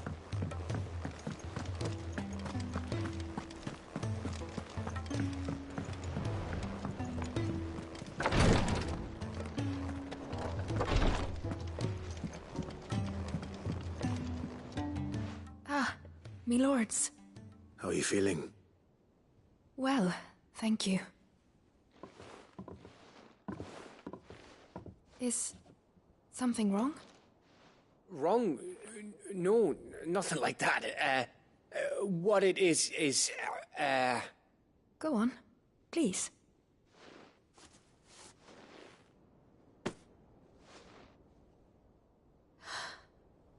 It's beautiful. Did you make it? We did. It's from all of us here at the Hideaway. Your new family, like. It's a good luck charm. We may come up north when a band's on the way. I mean a baby. To let him know that they're part of the family too. Oh, I hope you like it. I don't know what to say. I thank you, my lords, for everything.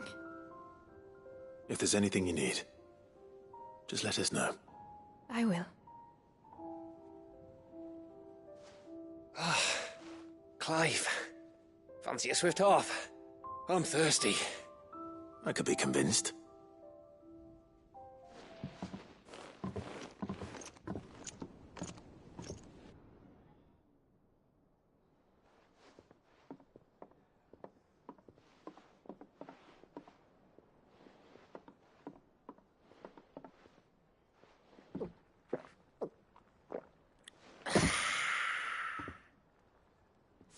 Don't you think you've had enough? No, we're celebrating. I'm gonna be a father. I think Edda might have something to say about that. You know what I mean. Bit of light in these dark times.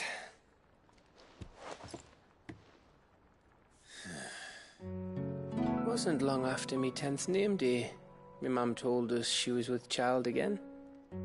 I was over the fucking moon.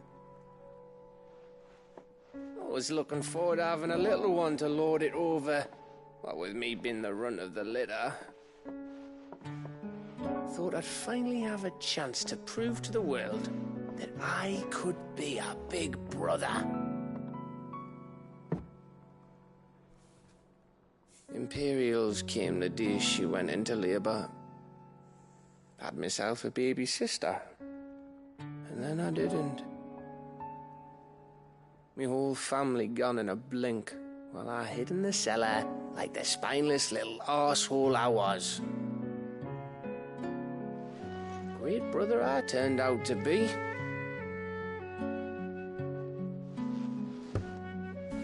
I'll never be a leader. And I'll never be a hero.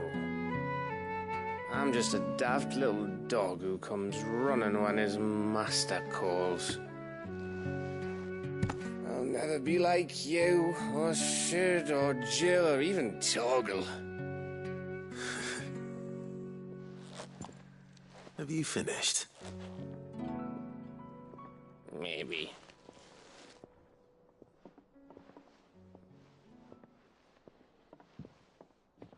Do you know why you're our best scout? Because you don't need anyone to hold your hand. Without your resourcefulness, your courage, your determination, I don't know where we'd be. Maybe hanging off a cliff like,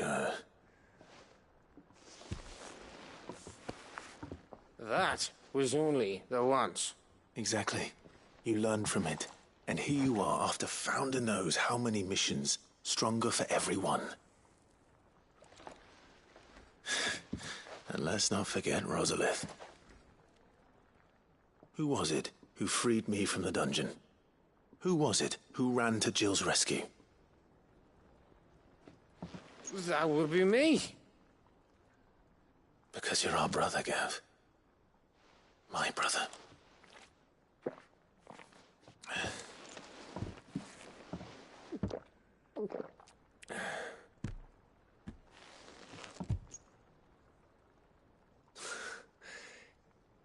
Your brother.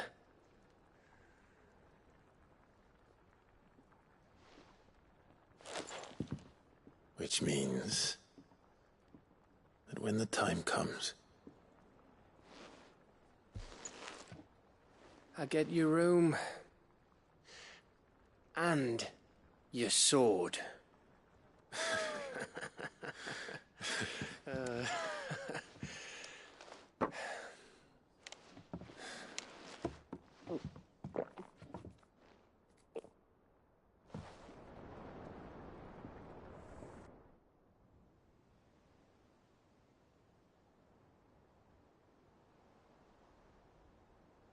I may have had one too many.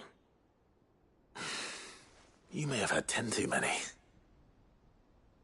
I said I was thirsty. Better get back to work anyway, after I walk this off. Clive? What is it? Thanks for, you know. I know.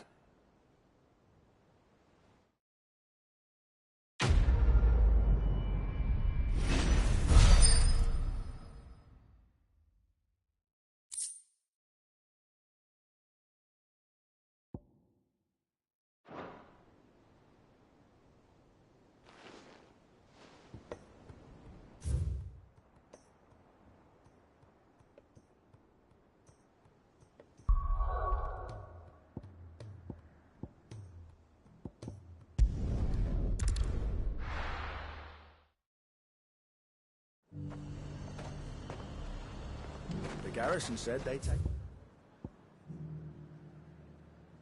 another 100 in the pitch box. And now might I help the garrison today?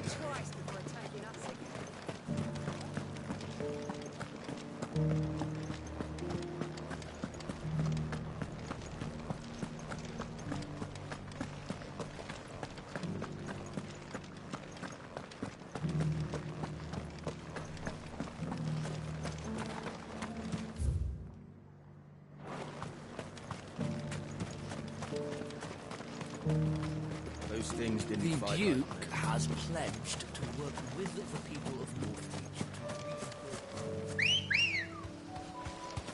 to Come on.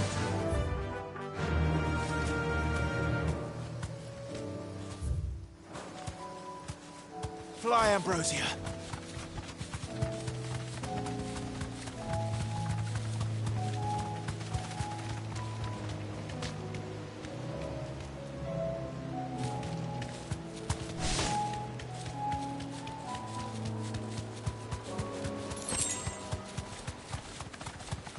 The meadows are vast. Where do we even start? Yote mentioned the coastline. We can start there.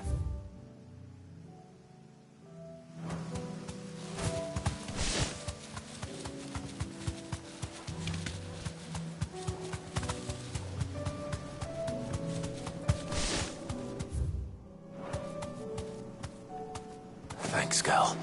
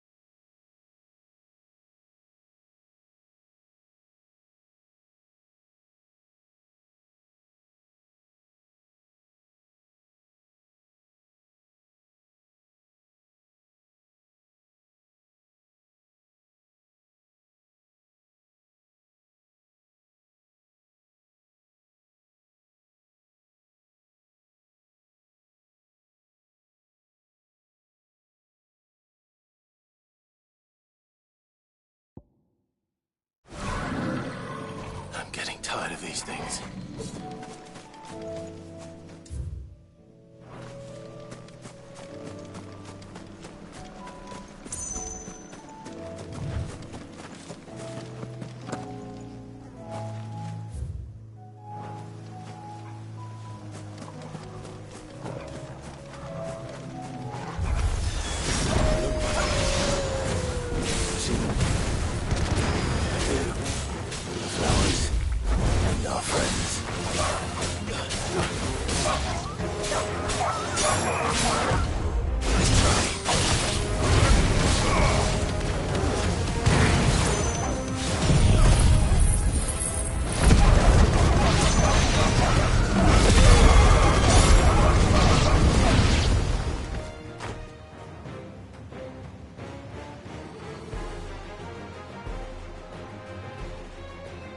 See, boy.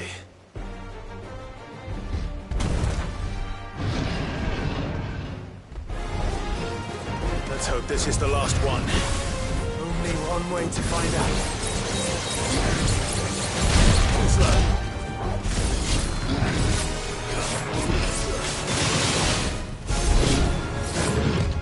Nice try.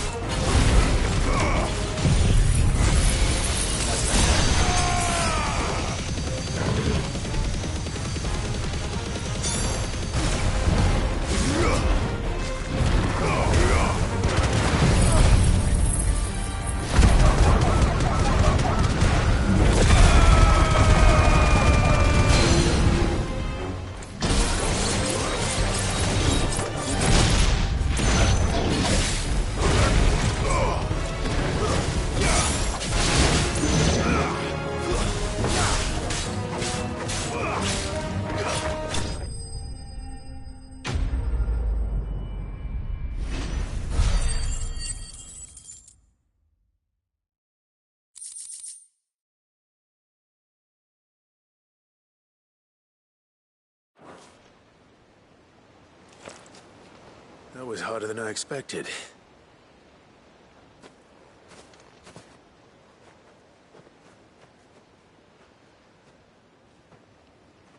But found her. It was worth it. They're beautiful. Do you think Jill will like them? She'll love them. Come on. Let's go.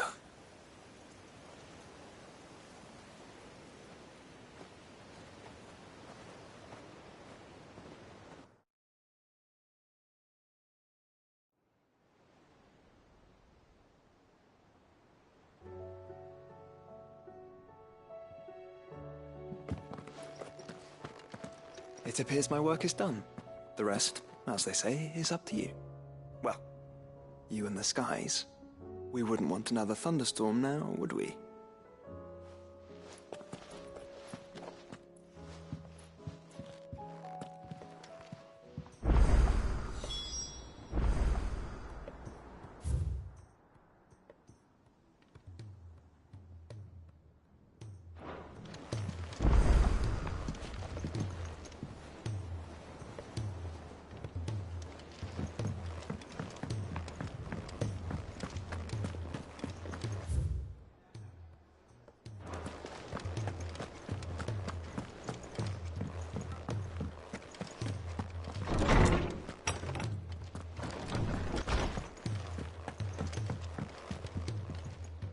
Jill, there's something I'd like to show you. There is? And where might this something be? It's, not here. Now, I know this is sudden, but how would you fancy a trip to Oriflamme?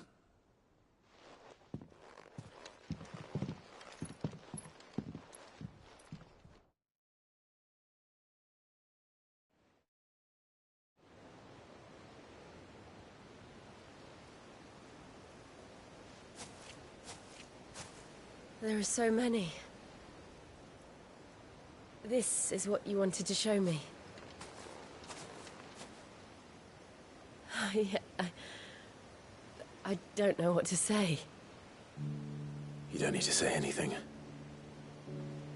The smile on your face is enough. We've been worried about you, Joshua and I. Do you remember when I took you to Man's Hill? Or tried to?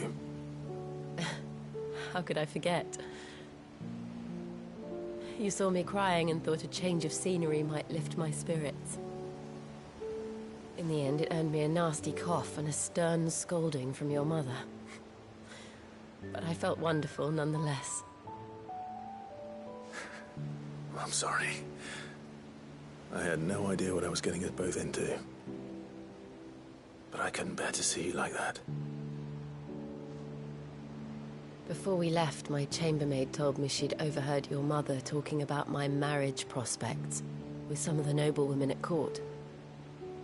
They were debating whether it would be more profitable to marry me off to one of the high houses instead of saving me for the ducal line. No one thought to ask me what I wanted. I was nothing to them. A pawn at best. I felt so trapped. So lonely. I didn't know. But I wasn't alone. You were there. Your hand in mine as we ran for those oaks. And I knew then, no matter what happened, I would be all right. I'll never forget that feeling.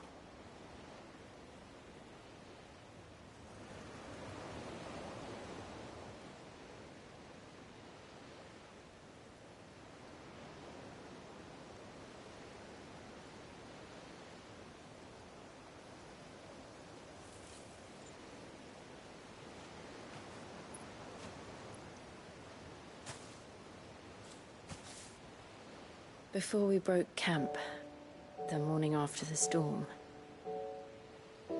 do you know what I did?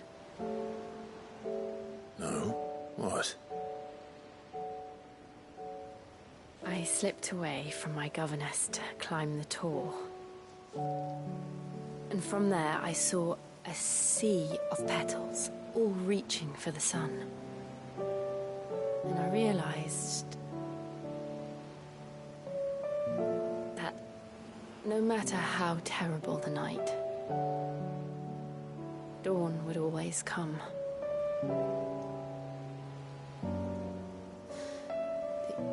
That you would always come for me. And you have. Again and again.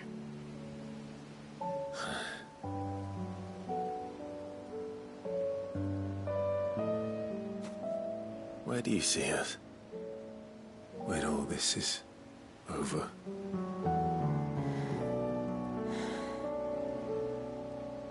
I don't know.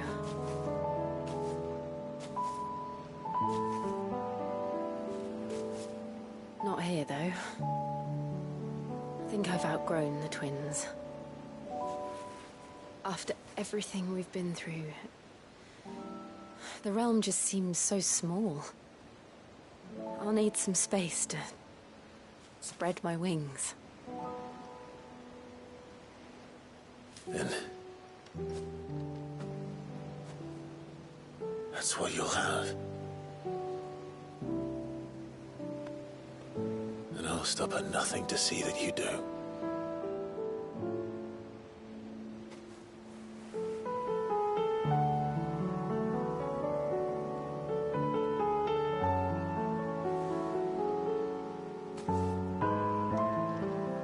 was much good at garlands. But it'll have to do.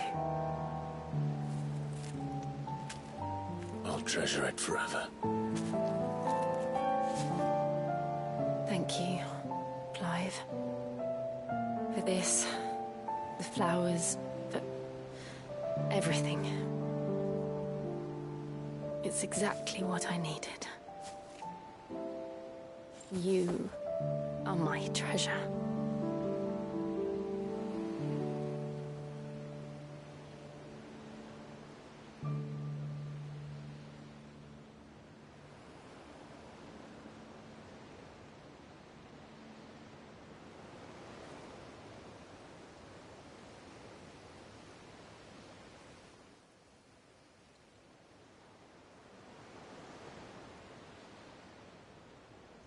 We should probably be getting back.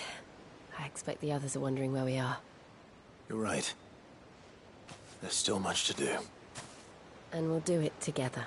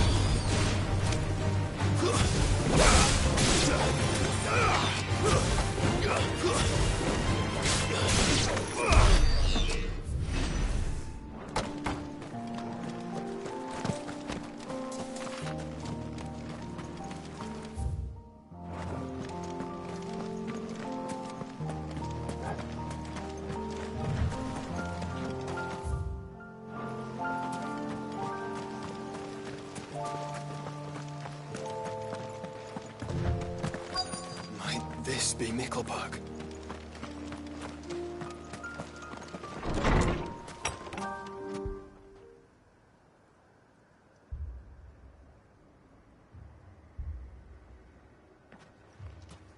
These people aren't turned. And the village seems safe enough at least.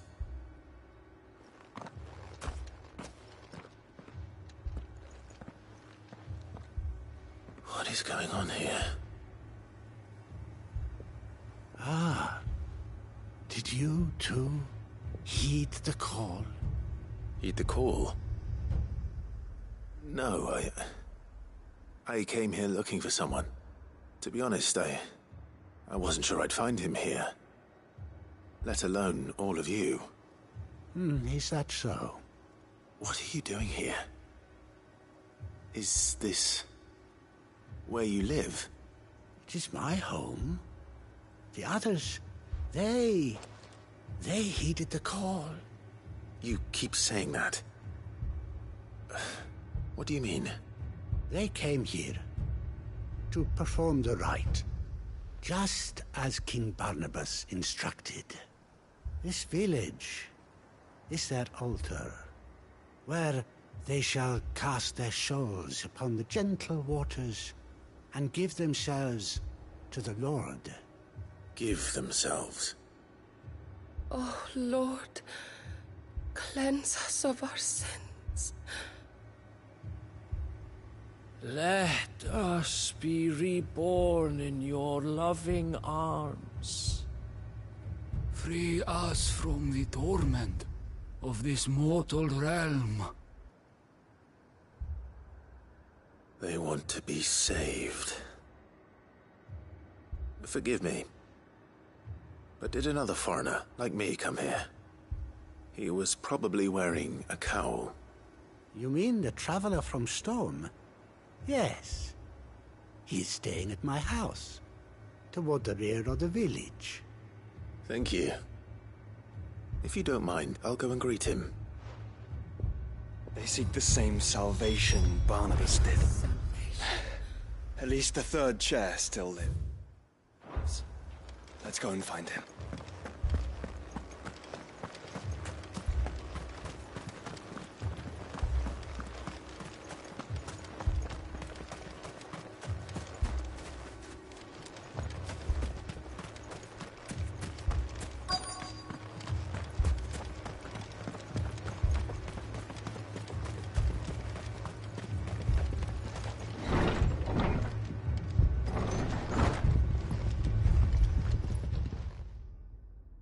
Excuse me. Are you with the Undying? I am. And so it would appear, are you? Lord Rosfield, if I am not mistaken. That's right. And you must be the third chair. I am.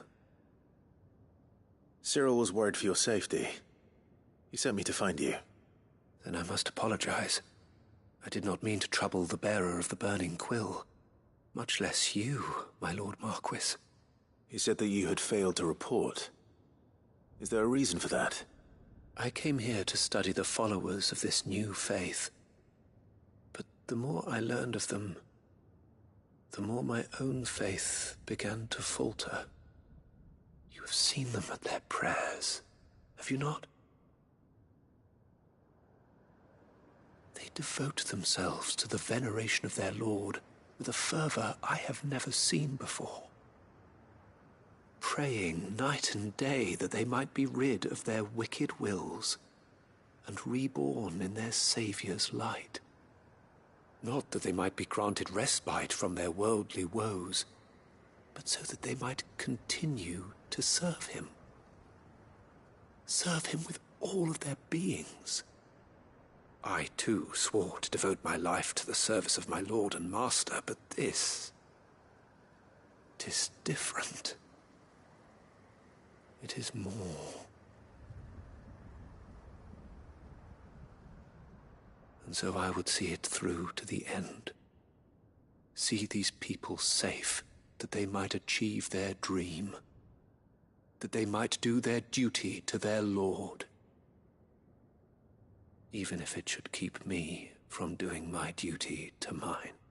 You do understand what their dream is, don't you? I do, my lord.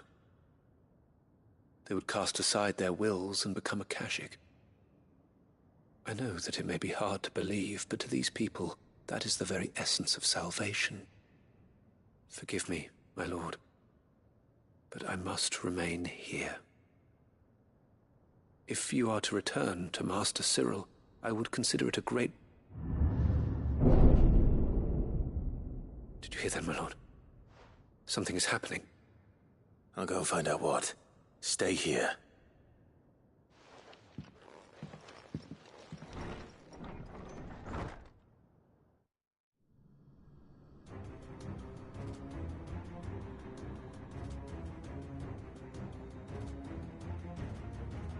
Beneath the flood.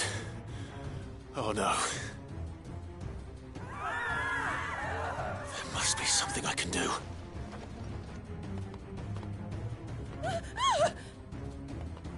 Echoes as well. Found her.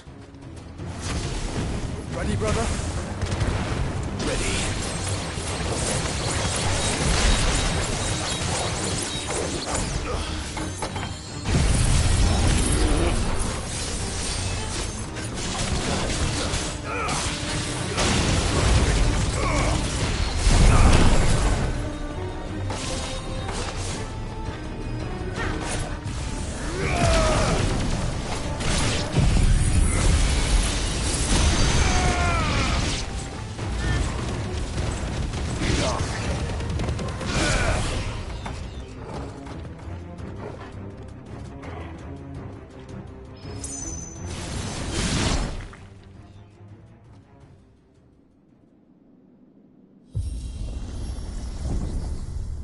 What now?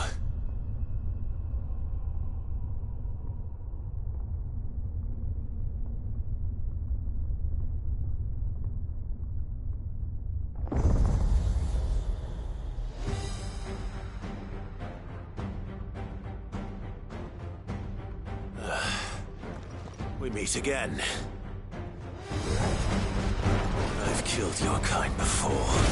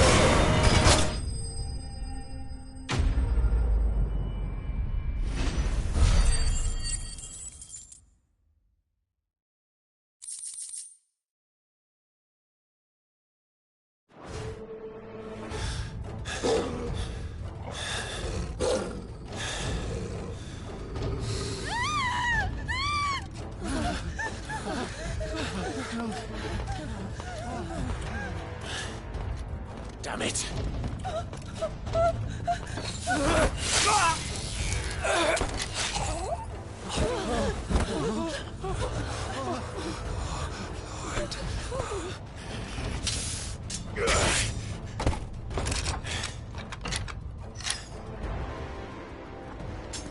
Don't you die. Come on, speak to me. I had to save them, that they might have a chance to find true salvation.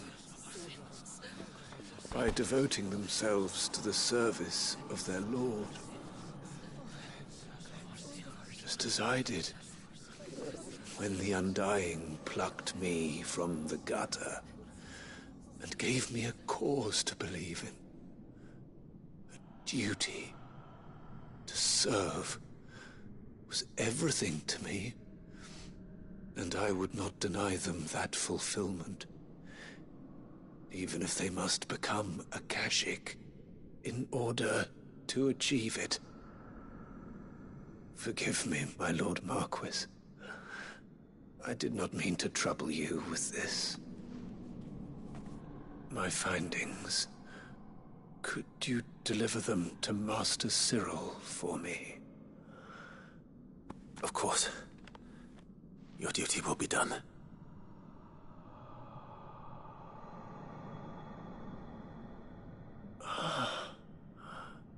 Look, my lord. They are saved.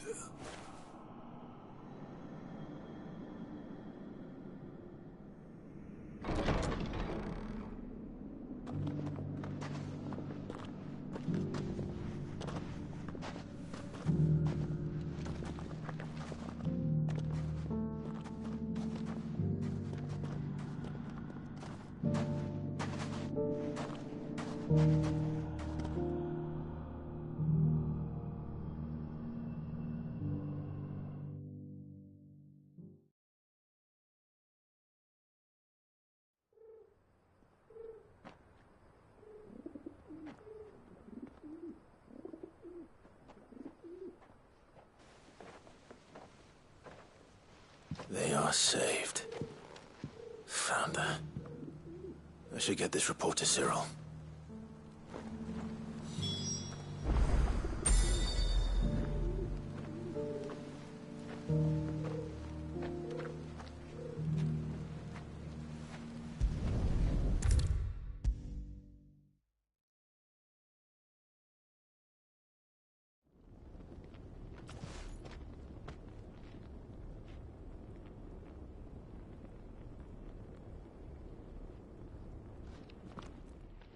My Lord Marquis, welcome back. I am glad to see you hale and whole. I met with your third chair, Cyril. He bade me deliver his findings to you.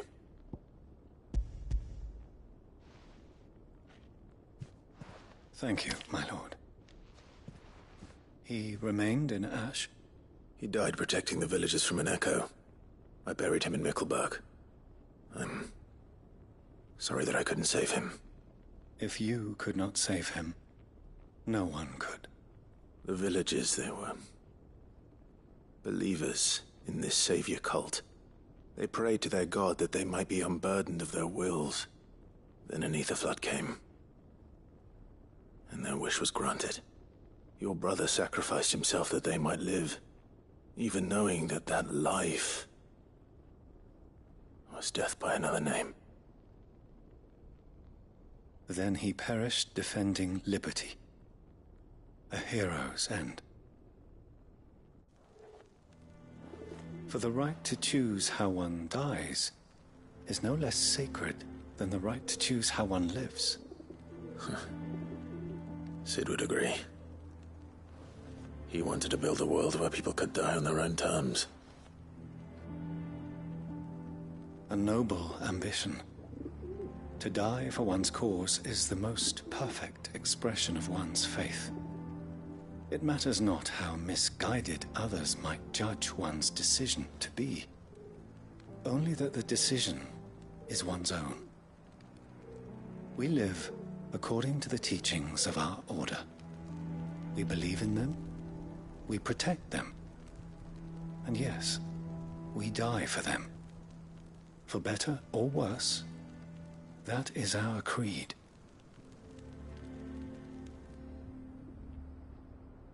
But he didn't die for your creed. He died to save them. And you still believe that what he did was right? I believe that he believed it was. We of the Undying are not slaves, but willing servants. And this was his will, the ultimate expression of it. All right.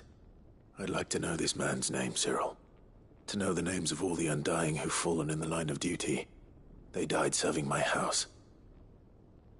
It's only right that I remember them. That is my duty. Of course. I shall fetch the Book of Martyrs at once. My lord, it has been, and shall ever be, the greatest honor of my life to serve House Rosfield. Though our duties may differ, yours is no less important. I pray with all my heart for your success. And were they here, I have no doubt but that every one of my fallen brothers and sisters would feel the same.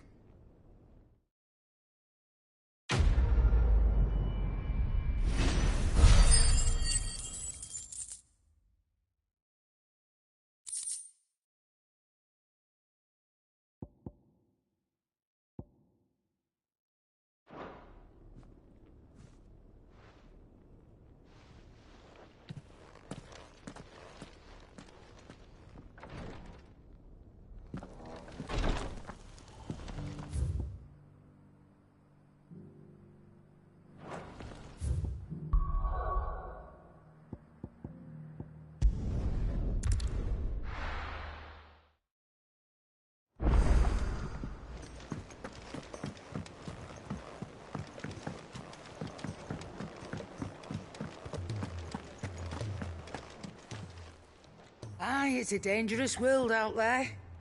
Let's stock up.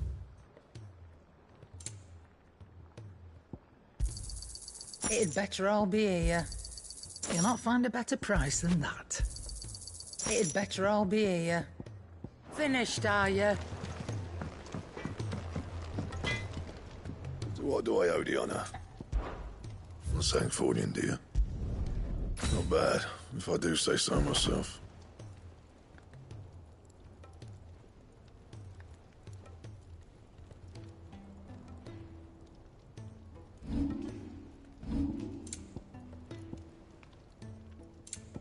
Anything else?